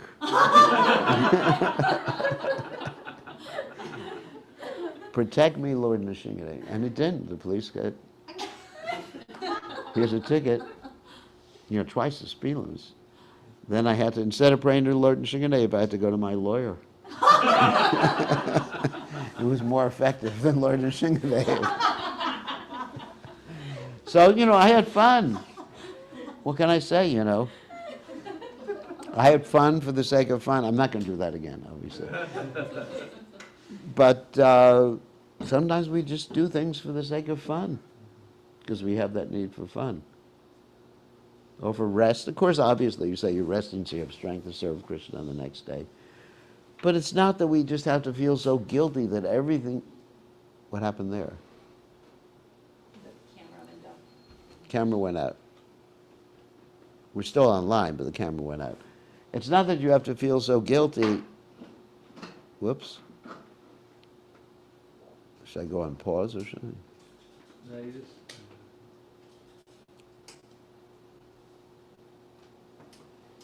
Somebody asked a question. Maharaj, could you repeat? They're asking to repeat the questions that we're asking in the room so that they better understand. Okay.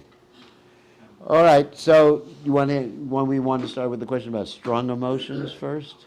Do you want me to repeat the question? No, I know the question. What causes the emotions to get stronger? Yeah. And then my answer to that for everybody online was that we actually think about our emotions. We obsess about a particular emotion or a particular thing that happened more and more, and that based upon these 4 Ds of discommunication, as a quick answer. So what was the other question you asked? How the makeup of the needs. Yeah, the needs, okay.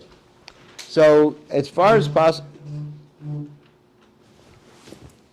let's see what's happening there. Just the battery got died. So trying to use that. Oh, there we go. Okay. Well, now it's on the camera and the computer.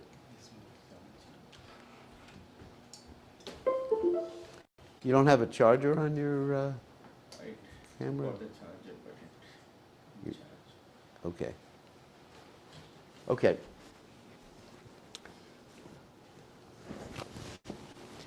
So anyway, so the question was about the needs, using the needs in a dovetailing way to become Krishna conscious. And my answer was, that is actually good if we can use a particular need like prasadam in a dovetailing way to become Krishna conscious. But at the same time, sometimes different needs can be fulfilled that have nothing to do with Krishna consciousness. Just to keep... I'm really small there.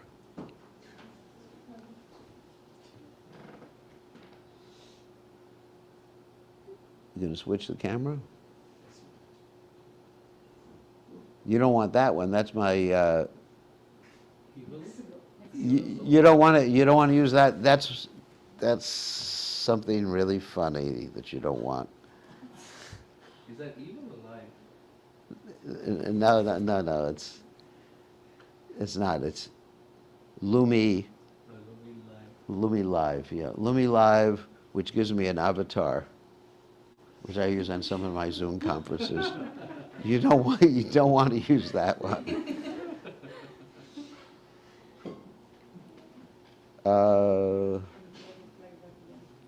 Then if you go to Lumi Live, I'll just be an avatar. That'll look really funny.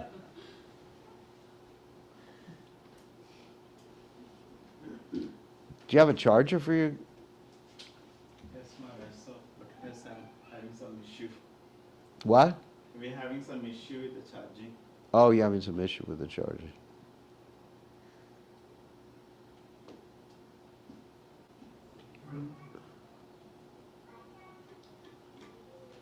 Anyway, just use that camera. That's all right. That's camera. It's fine.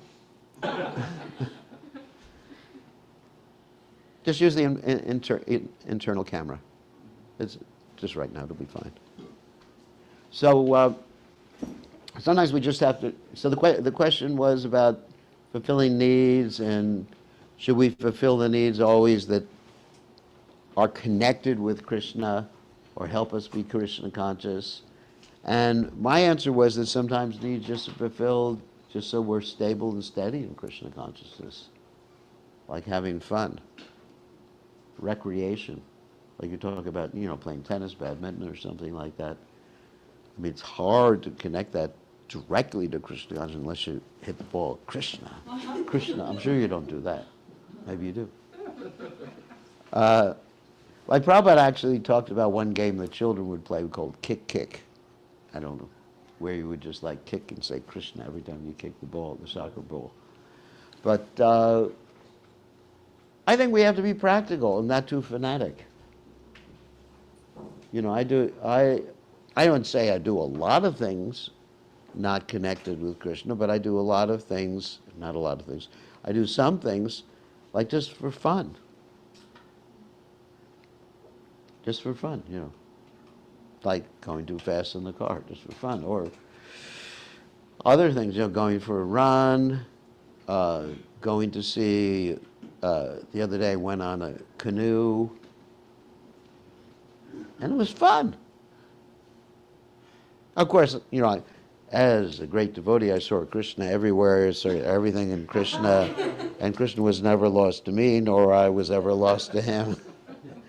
You know, 6:30 in the Bhagavad Gita. You don't have to cover myself, you know, anyway. But it was fun. I was paddling, we have a canoe on our property. So I was paddling the canoe and I was thinking, boy, this is so much fun, it should be illegal. You know, it's having fun. So I think, you know, fun, recreation, or recreation is sometimes mentioned, it's actually helpful to be stable and steady in Krishna consciousness. Does that answer the question? Or? Yeah. And when possible, we can dovetail things, you know, like we do eat prasadam. I'm not going to go eat boga just because it's fun. But we, you know, when possible, we dovetail things in Krishna consciousness.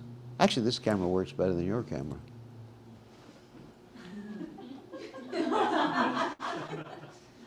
Right, I have one more question. Yeah, sure.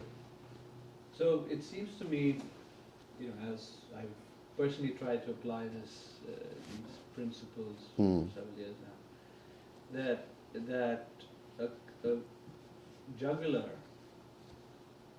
thing is being vulnerable, Yes. and that's not so easy to come by. It's very difficult. And I've seen, like, you know, there's a model that I particularly like on team building, and Yeah. really that would probably apply to any kind of group of people. Mm-hmm. It's called the 5 dysfunctions of the team, Mm-hmm. and the bottom rung, the foundation for that is vulnerable leaders, Yes. and the inability to be vulnerable is a strong block. And I mean, it's kind of shocking in one sense too. You want me to actually translate, not translate, but to convey that to everybody online? I mean, yeah, maybe in brief they might need that. But Yeah. So the point is the inability, you could, actually it's good when you turn the computer around so you can see when someone's asking a question. But anyway, not now because I'm talking. So,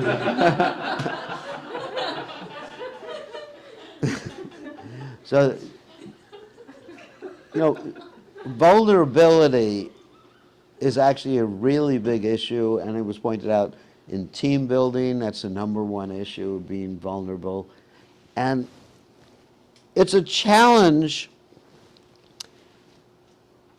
particularly, forgive me if I get too cultural, but it's a challenge in Indian culture quite a bit. I would say more than in Western culture, because for a variety of, boy, I don't want to get into this one, but anyway, for a variety of reasons, like, there's some training amongst a lot of people to never say that you were wrong about something. And I attribute that to a large extent, I mean, not just in India, but to traditional cultures where if you ever did something wrong, you would get spanked or beaten or chastised severely. Even, you know, just by saying, oh, I'm sorry, I did it, you still deserve to be beaten. So I've seen, like, sometimes I'm in India and I'll ask someone for directions and they'll give me the wrong directions just because they don't want to say they don't know. Do you ever have that experience? I mean, whereas in America, sometimes we say, we don't know. I mean, we're more likely to be vulnerable. But let's just broaden that as far as vulnerability. The question is how to develop that vulnerability. And the answer, in my mind, is to be able to fulfill all your needs yourself and not be dependent on other people to fulfill the needs. Because if we're actually dependent upon what other people think of us to fulfill our needs, then we're not going to be vulnerable. We're going to be always scared of revealing more. I mean, like you see, I even talk about, you know, my Maya, my so-called Maya, because it's all a pastime. It's just, it's not really Maya, you know. Like when I came from the spiritual world, you know, it's just, even my pastime of being a nonsense for 21 years. It's all just a pastime of a Nityasiddha devotee coming down. So anyways, no. But I don't know, the more you hide aspects of yourself from others, the more you're just going to be nervous and anxiety all the time.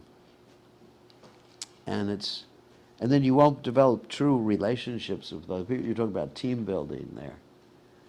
You can't really develop a team or have a relationship with anyone in a deep sense unless you're actually able to admit your own issues, problems, mistakes, and take Or responsibility. even admit one's own needs. Yeah, one's needs. Yeah, oh yeah. Then people call you needy. Yeah. I have a need for fun. You are needy. I mean, you see that oftentimes that the ladies will say, you know, I have a need for appreciation, or I need for you to listen to me. You ever heard that one? You never listen to me. I'm not saying anyone here does that, but anyways. So you're so needy. The men will naturally think that about the women. She's so needy. Mm. So, but she's also making a demand. Yeah. I have a need. No, actually, the need isn't for someone a particular individual, for a particular individual to listen to you. Your need is for it to have someone listen to you. And it's up to you to come up with a strategy to find that someone who will listen to you, even if your husband won't listen to you. You know, so that is also a demand too. But the point is, even if I reveal like my need, I have a need for fun and recreation and laughter and everything like that. A lot of devotees will say, that's Maya. You know, why should you have that need? You know, I'm tired, I have a need for sleep. That's Maya. Sleeping, Prabhupada said, sleeping is Maya. You know, so they'll use Prabhupada's quotes against you. So there's a culture of denial of needs in our society to a certain extent. And in, you know, in pastoral care education, one of the things that we've learned is that if people start saying things like that, that usually means they have unresolved emotions themselves, or they're not in touch with their own needs. Yeah, in other words, they're communicating. You know, if they say, I have a need for this or I have a need for that. Is that what you're saying? No, the people who might label, oh, you're Maya. Oh, yeah, the people who are labeling, Yeah. they themselves, They yeah. themselves are not in, it's immediately apparent that they're not in touch with Yeah, their own needs. yeah, that's To projection, say yeah. that you know, you're Maya, whatever. Atmavat manyate jagat. Yeah, yeah, so they themselves are out of touch with their own needs, and ultimately, those needs will cause them either physical problems or psychological problems or spiritual problems. Haven't we seen so many people just like explode in the past? In our movie, you know, someone seems to be doing so well, he's a great leader, or great sannyasi, or whatever, and all of a sudden, boom! How could he have done that? Well, because he was in denial of those needs. And there are strategies to fulfill a need that are in accordance with your varna or your ashram. You know, sometimes people become fixed with just one strategy and they don't want to think outside the box. Like saying, you know, you may have like a brahmachari say, I have a need for love. I need to get married. No, he has a need for love. Maybe he just needs to get a dog.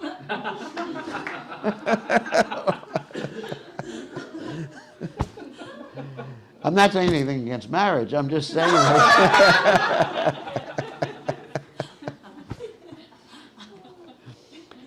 but I've seen people fulfilled just by getting a pet. And that's actually interesting, too, that there's many statistics which I cite in the book, that people who have loving relationships, and actually the statistics, the people who have pets live longer than, on an average, than people who don't have pets. I'm not advocating that you all run out and get a pet. Well, there was an interesting discussion I had with one young man the other day. I was giving a evening program, and he wanted me to counteract his parents' instructions. It was on Zoom. I was in Sacramento, and he said, Maharaj, can I have a pet? And you know, and he wanted me to just say yes, it's a good idea. And instead, I actually took it very philosophically. I said,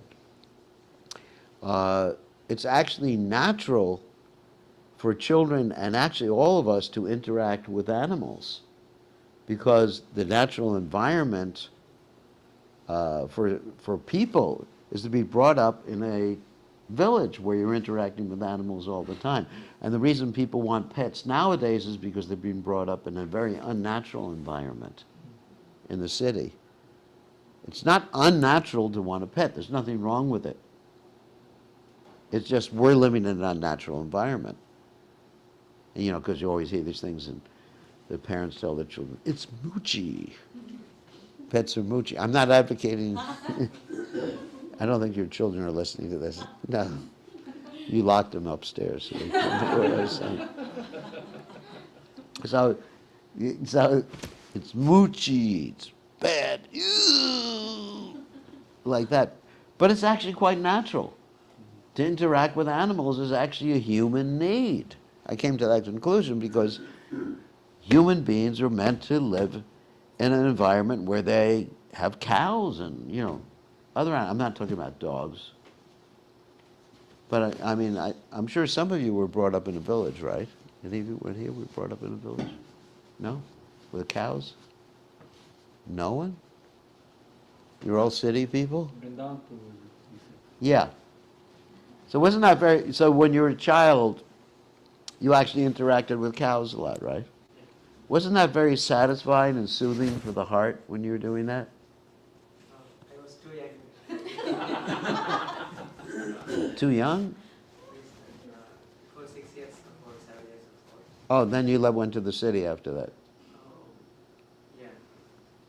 Then we didn't have many animals. We had cows and goats at home.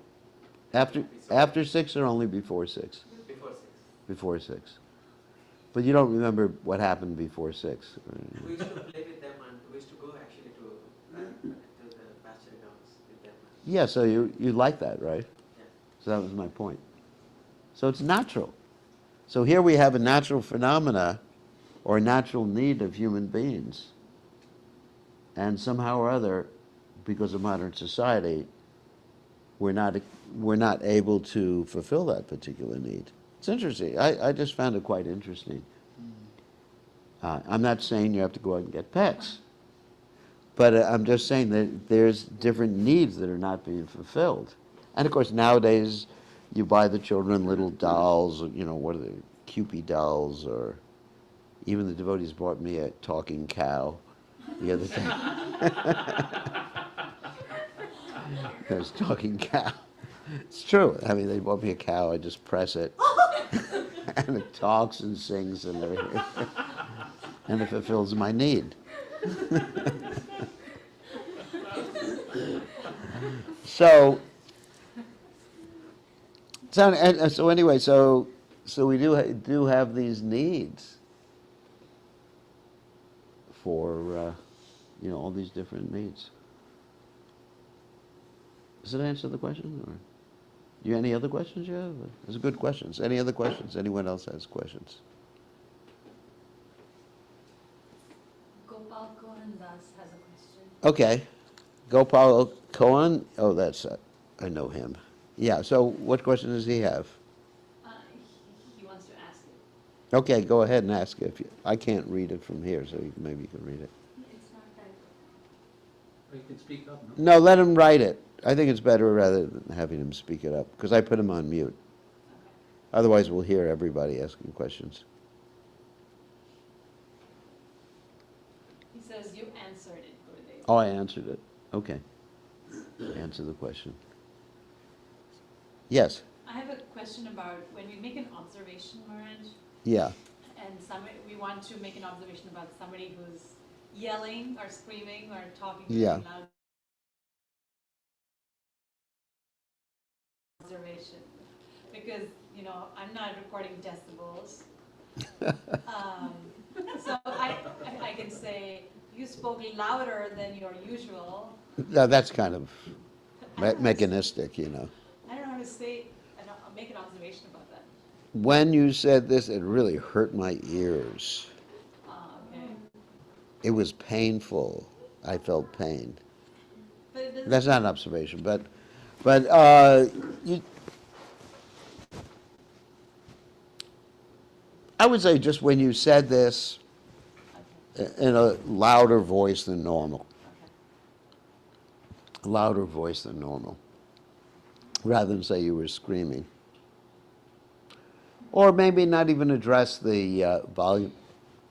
Just when you said this, how are you feeling? Rather than just like addressing the volume, because that's really a subjective type of thing. When you said, I hate your guts, how are you feeling? Angry. Oh. Do you have a need to punch someone?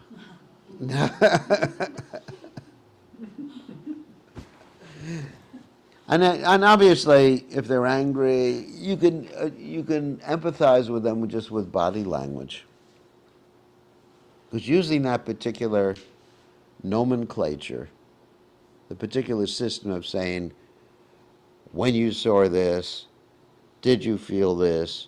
Do you have a need for that? Will drive people completely crazy. So I don't advocate doing that. I advocate doing it internally, and then whatever comes out, not in a mechanistic way from your mouth or from your body language, will usually be the right thing. Usually using words in those particular circumstances will actually exacerbate the situation or the relationship or make it worse.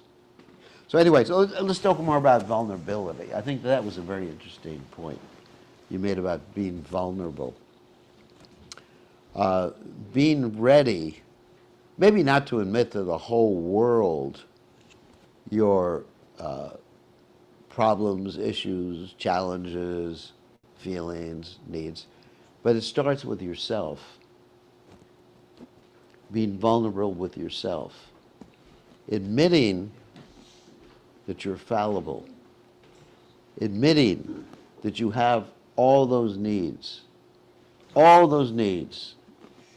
Each and every one of us has. I guarantee, maybe if you're a pure devotee, the needs are expressed in a little bit different way. But I guarantee that each and every person here has every single one of those needs, and some of the needs I didn't even mention. I have a need for recreation. I have a need for loving relationships. I mean, obviously, I'm a sannyasi. I'm happy being a sannyasi.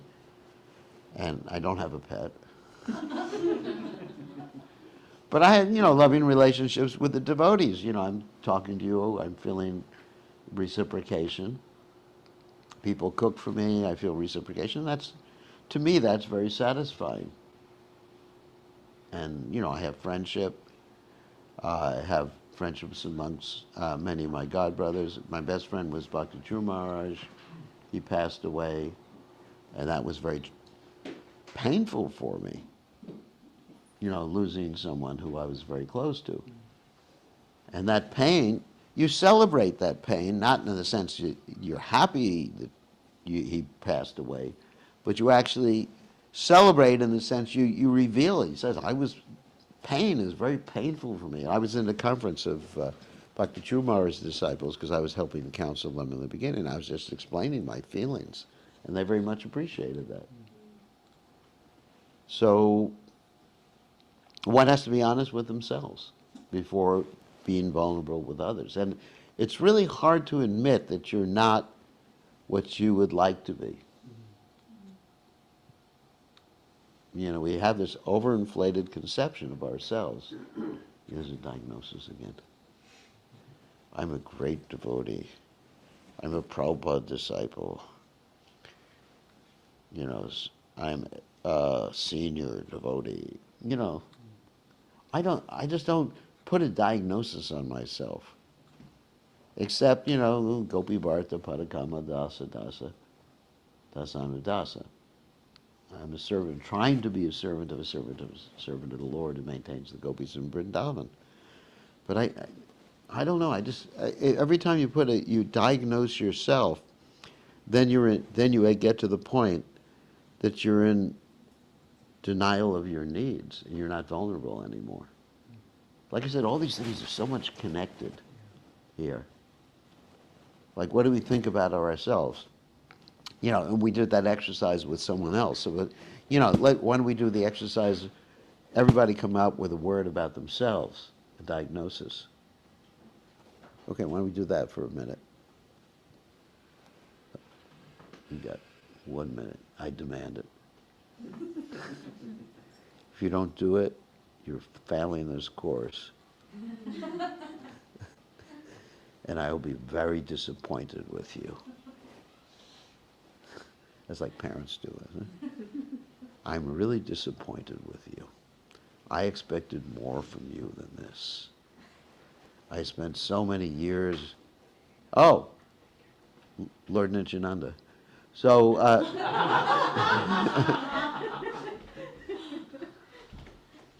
the guilt trips, I spent so many years raising you in Krishna consciousness. I carried you in my womb from when you were a little baby.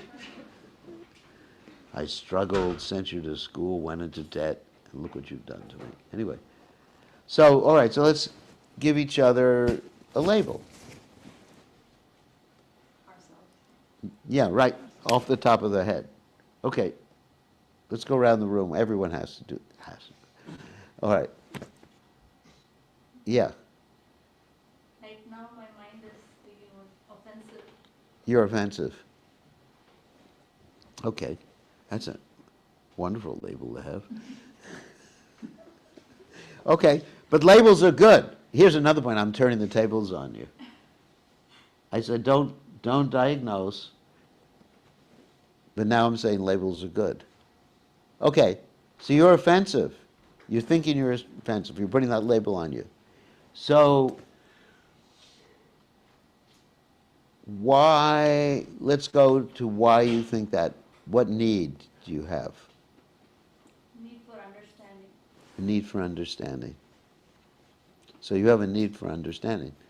And that's why you're thinking yourself as being offensive. Interesting. So how do you feel about yourself now that you understand the need connected with the diagnosis? Accepting of myself. Yeah. See, that's really, really interesting. So in the beginning I said we have to avoid these things. And now I am saying you have to become aware of those things. They're blocks in communication, but when they occur, they're indications of a need that's met or unmet. It's interesting. Okay, so when we go around the room, what's the next one? Self-critical. You are self-critical. Okay, and see if we can connect a need to that one. What's the need?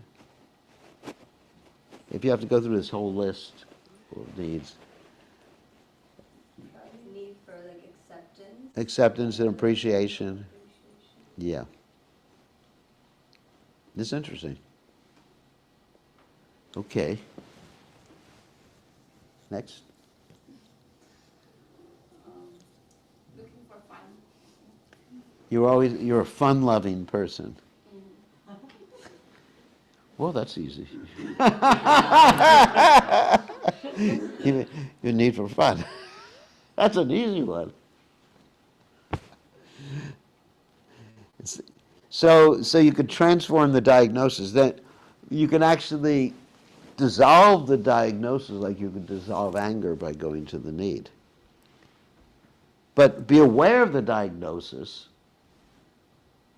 because it gives you a stepping stone. It gives you an indication of what needs you have that are unmet. And you have a need for fun. When was the last time you did something for fun? Don't remember.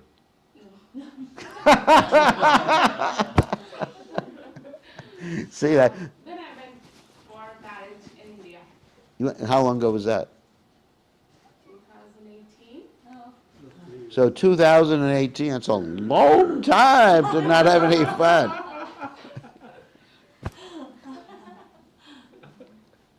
So there's definitely a need for fun.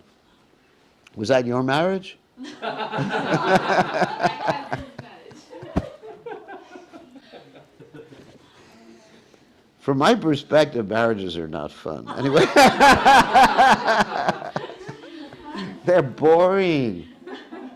You know, I've been in so many of these marriages, and the men, they sit in the back just talking about something else during the marriage, and the women are having fun. Isn't it? The men are sitting in the back feeling bored with the marriage. Marriage, they always do. Yeah, and Women have fun, I said they always do. yeah. And the women are crying, having fun crying, actually. I see that and go, ooh, isn't it so sweet? that's fun. So your idea of fun is different than mine. That's okay. Can you imagine? Crying in a marriage.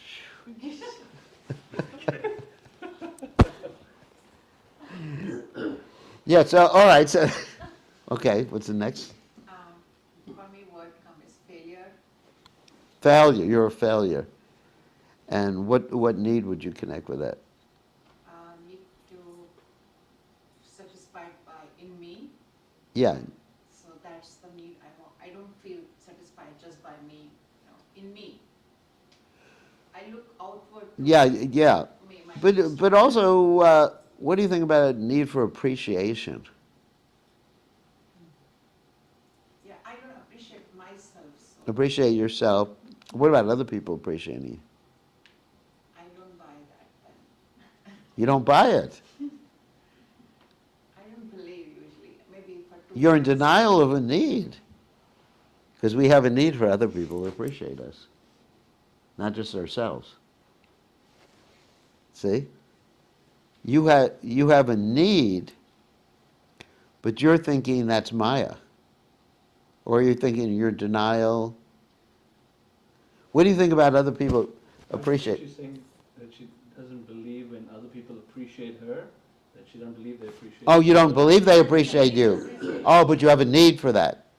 No, they appreciate, but I know who I am, so I don't take it in. Oh, so you have a need for self-appreciation. Appreciation. And actually, I wrote an article about, many years ago, that people hated. It was about how we should love ourselves. I got so many bad comments about that, because they said, this is really Maya to love yourself. But then I pointed out that we're supposed to love all living entities, and we happen to be a living entity. So self-love is not bad. We actually should love ourselves as part and parcels of Krishna. I'm not talking about false ego, or thinking yourself so great, but actually You know, I'm part and parcel of Krishna. Krishna loves me. Okay. Himangi? I love myself. You love yourself. That's good. That's the first thought that comes. Well, that's actually good. That's a feeling, you know, that's a feeling. That is actually wonderful. All right, next, Radhika. Persistent. You're persistent. Determined, persistent. What is it? I'm trying to think of some other word for that. Persistent, determined, stubborn, obnoxious, No, I'm persistent. persistent. And so what need would you connect with that? Need for accomplishments. Need for accomplishment. All right, good. That's good. So you say, I have a need to accomplish something. In what way? Why do you want to accomplish something? Let's dive deeper into that. I feel joyful when I am able to accomplish or be persistent at something. Why? Because I have a need for meaning. Meaning, okay. Okay, good. Okay, so we got the, one thing I just did is it, you know, wasn't really a need for accomplishment, it was a need for meaning. Because I just felt when you said accomplishment, it just didn't really strike me. So a need for meaning, which is actually really important. To have a meaningful existence. Very good. Very good. So what we do sometimes is when someone says something and they don't really, or you think something and you don't really connect with the need, that's not actually a need, you can use the why question. Why did you do this? You know, or why do you think that that's your need? And then you go down deeper and you actually find the real need behind it. So it's a need for meaning in life. That's very good. That's very good. So now when you think of yourself as someone who really wants to have a meaning in your life, do you still use the word persistent so much on yourself anymore? I think of it as in a good sense. Yeah. Persistence or determination helps stick with The meaning, whatever yeah. it is. But are you persistent, or is that some quality you manifest to achieve a particular, Yeah, it's quality of life. that you manifest to achieve a particular need, to satisfy a particular need? It's good. I feel the need is probably self-worth. Self-worth. Self-worth, yes, that's another one, self-worth. So you have a need for self-worth, and in order to fulfill that need, you're very persistent. Yes. But you are not persistent. You know, that's not your identity.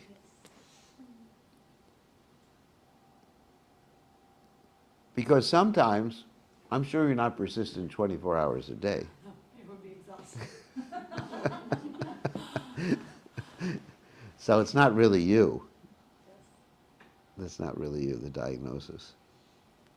Good. Okay, next. Traumatic. You're traumatic. Okay.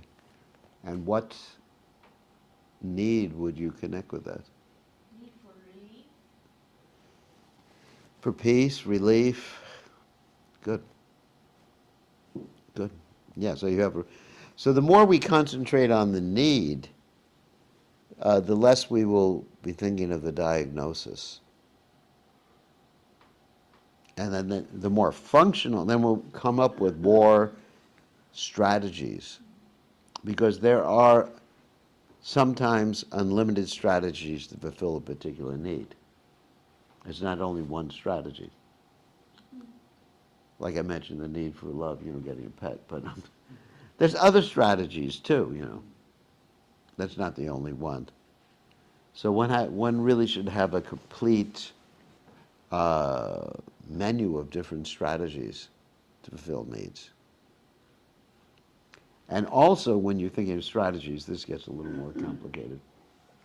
One should think of a strategy that fulfills a particular need but doesn't interfere with other needs.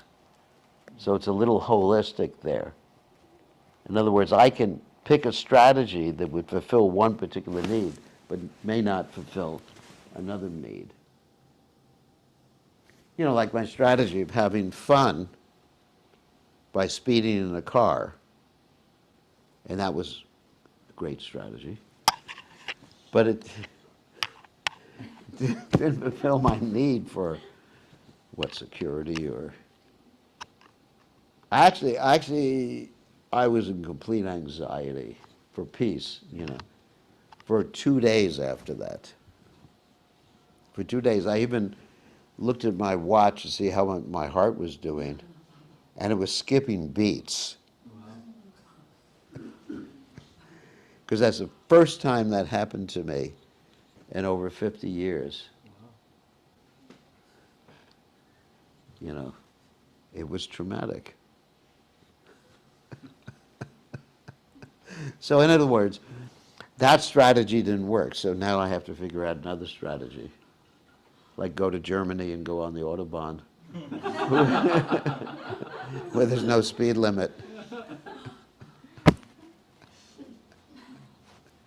So anyway, you really have to be careful when you're picking strategies to think holistically, not to interfere with other needs.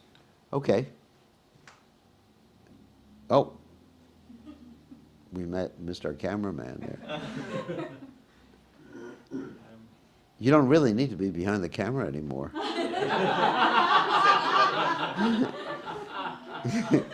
You even need to hide. I don't need to hide, Maharaj. Feeling, I mean, What diagnosis? things are not working, so it's feeling like confusion, failure, things like that. So you think of you're putting a diagnosis, I'm a failure. Yeah. Because of the camera stuff and everything. So what need do you have?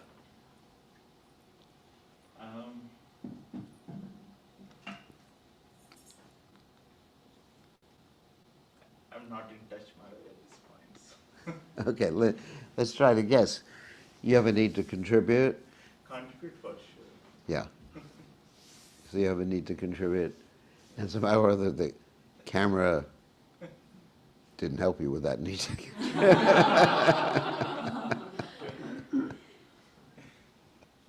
But we love you anyway.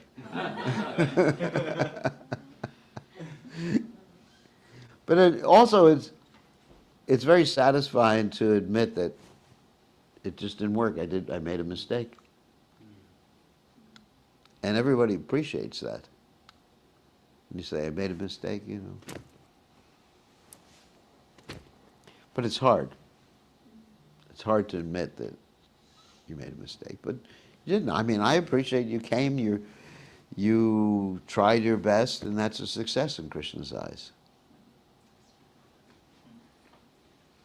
So, how do you feel? I feel good, but I have a need for perfection, so... You have a need for perfection. That's a new one. All right, let me ask you why. Why do you say you have a need for perfection? There should be a brand. Should be a brand? Brand, like when... You want to brand yourself?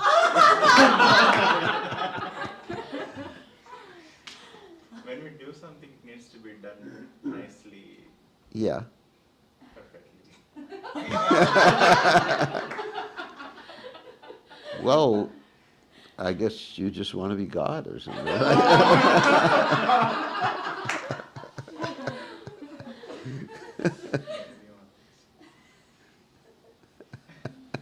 I said it perfectly. Why? Let me keep asking you why. Why do you say that?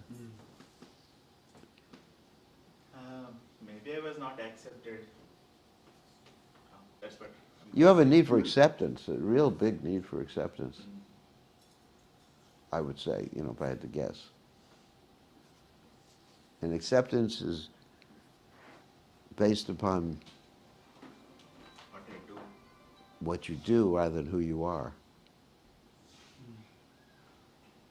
And, I don't want to get into childhood stuff, but it comes from there. This sort of thing, that acceptance and love is conditional. This is part, when you raise children, if you make your love conditional upon what they do rather than who they are, then at that point, then it's like a disconnect for the person. So love should always be causeless in any sort of relationship, especially mother and father, or mother, father, parents like that. Like getting back to what I talked about with my schooling, when I would do badly in school, my mother would say, "This is not the report card of my son." And I heard that as rejection. So we have to be careful about that. So yes, you have a need for acceptance, self-acceptance for who you are. That's a really big need for who you are, just for yourself. And think about it. Think about it, because self-acceptance for who you are, just being yourself. And it's a hard one. That's really hard. Okay. Next. So, I love people who are more open, like I am also like that. So it's like more transparency is what I think my need is in relationships. You like transparent. Yeah, Good. very much. So you have a need. So that's good. You went directly to need for a transparent, open, honest relationship. Yes. You have a need for honesty. I feel suffocating if even I am, let's say I am angry at someone, unless I tell that person, I will not feel like relief. So it's immediate, my reaction is go to that person, tell that why I am feeling like that, even angry or even like happy, both. So even I expect those from my relationships, I think. That's good. Sounds like you're an American. I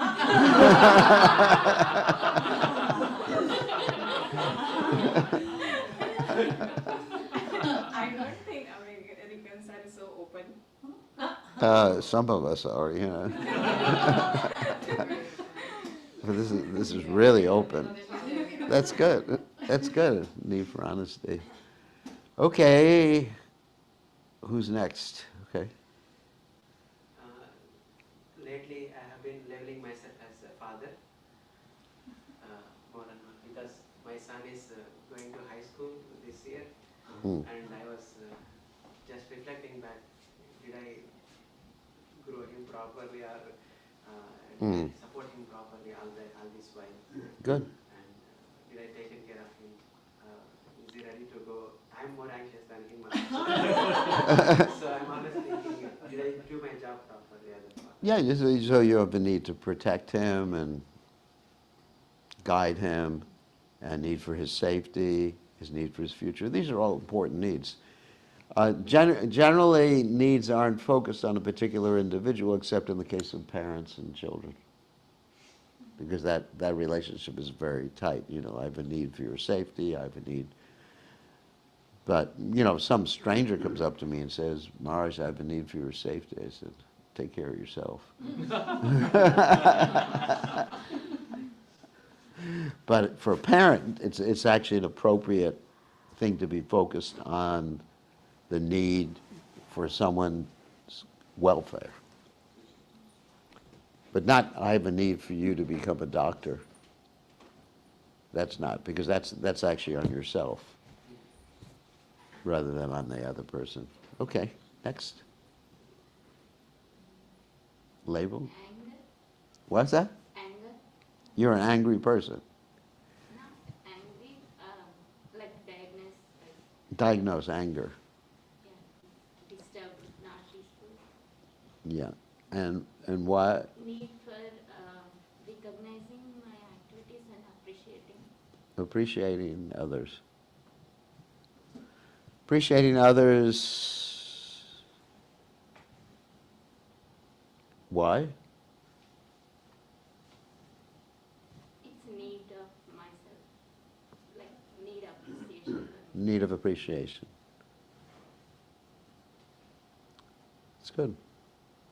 What about Nityananda?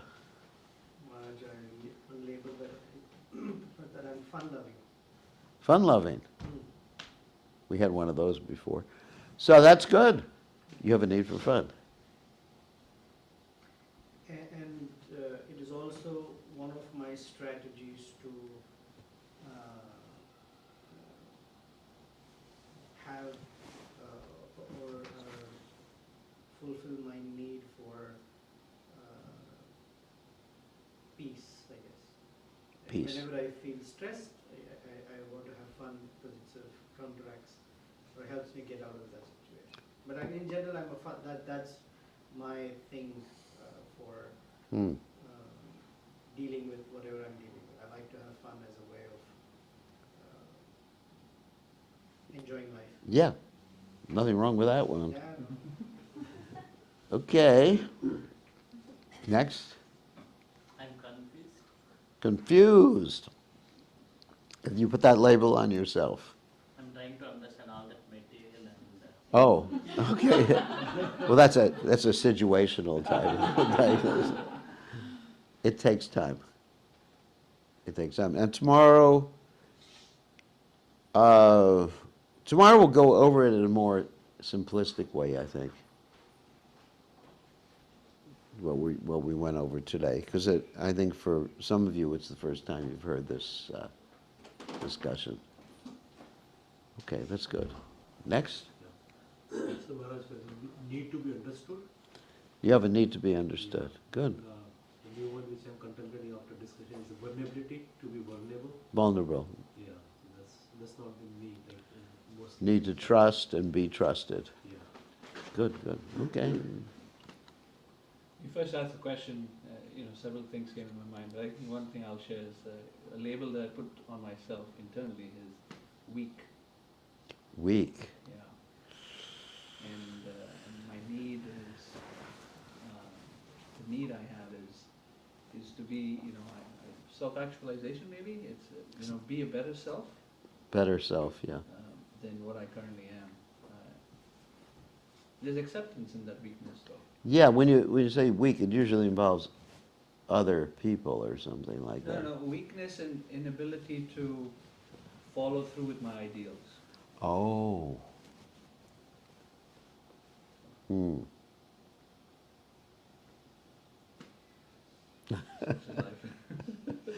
Need for self-action. For Krishna consciousness. Krishna consciousness. It's good. Actually, that's the humility of a Vaishnava. That's reality. All right, any other questions before we end tonight? There's a question from the chat. Yeah, okay. What's it say? I can't read it. I think it's Ishwar Chaitanya. Ishwar Chaitanya? What's he doing up at this time of No, night? it's from Queenie Wynn. Queenie? I have a question. One should be more humble than a blade of grass, more Yes. tolerant than a tree, offer respect to all and expect none in return. So does this relate to whether we should fulfill our needs, especially with the quality of tolerance? Or how does this relate to whether we should fulfill our needs, especially with the quality of tolerance? Well, first of all, Trinadapi Sunichena Toroi Vasihishana. it means being vulnerable. I mean, humility actually means, one sense, to think less, to not think less of yourself, but to think of yourself less. That's an interesting expression. Well, which camera you have on now? It's perfect. Perfect. Now I look brighter. Effulgent or something like that. So I think the more one is vulnerable, understanding who they are and being ready to admit it to themselves at least, then humility develops in the heart. The problem is, one reason we're not humble is that we actually think more of ourselves than, we think more highly of ourselves than we actually are. We think we're more advanced than we actually are in Krishna consciousness or even in the material sphere. So one just, I think honesty helps one become humble. And then also, manina manadena, being ready to render service to others, all others. I mean, that's what the verse states. Trinadapi sunichena taroti vasahishana. Amanina manadena kirtaniya sadahari. So thinking oneself a servant of others, seeing the good qualities in others, not diagnosing others, understanding that everyone is, at least devotees or sincere people, are searching to become Krishna conscious or to understand God, and just be ready to serve all others. And being vulnerable to admit one's own faults and one's issues. Does that make sense? Okay, what other questions we have? Yes? Maharaj, when I labeled myself as offensive, Yeah. and I found like two different needs behind that one feeling, or so there can be multiple needs behind one. Oh, yes. Right? Yes. So then, until we really meet those few different needs, this is not going to resolve, is it? Or Yeah, to resolve the diagnosis, we need to be aware of the needs surrounding it. And that'll help resolve whatever diagnosis we have on ourselves. Good. Good. I mean, you can't be too fanatic about it, like spend the next 5 years going through all all the needs you have. Is I got to get rid of this diagnosis. Just as we say, chill out. Just maybe not be so intense about it. Just understand I have this need. Be aware of the need, and once you're aware of it, then I think almost automatically you will come up with some strategy. The whole point is awareness. And not thinking that one particular desire is the only strategy for filling a particular need, but being aware of the need, and then you'll come up with some strategy that doesn't interfere with other needs. Does that make sense? Okay, tomorrow, all right, what should we do tomorrow? Just dive into it a little bit more simply for everybody, or exercises, or go through some of the other chapters here? Exercise, yeah. Tomorrow we'll go through more exercises. We do have some people coming tomorrow evening, Maharaj, that are not here today. Oh. And who have never attended your seminar before. Uh-oh. Should we make an arrangement for microphones to be passed around so that people... Yeah, that's a good idea. How are we going to do that? No, should I figure it out? Yeah, I mean, I have a microphone, everyone can hear me clearly online.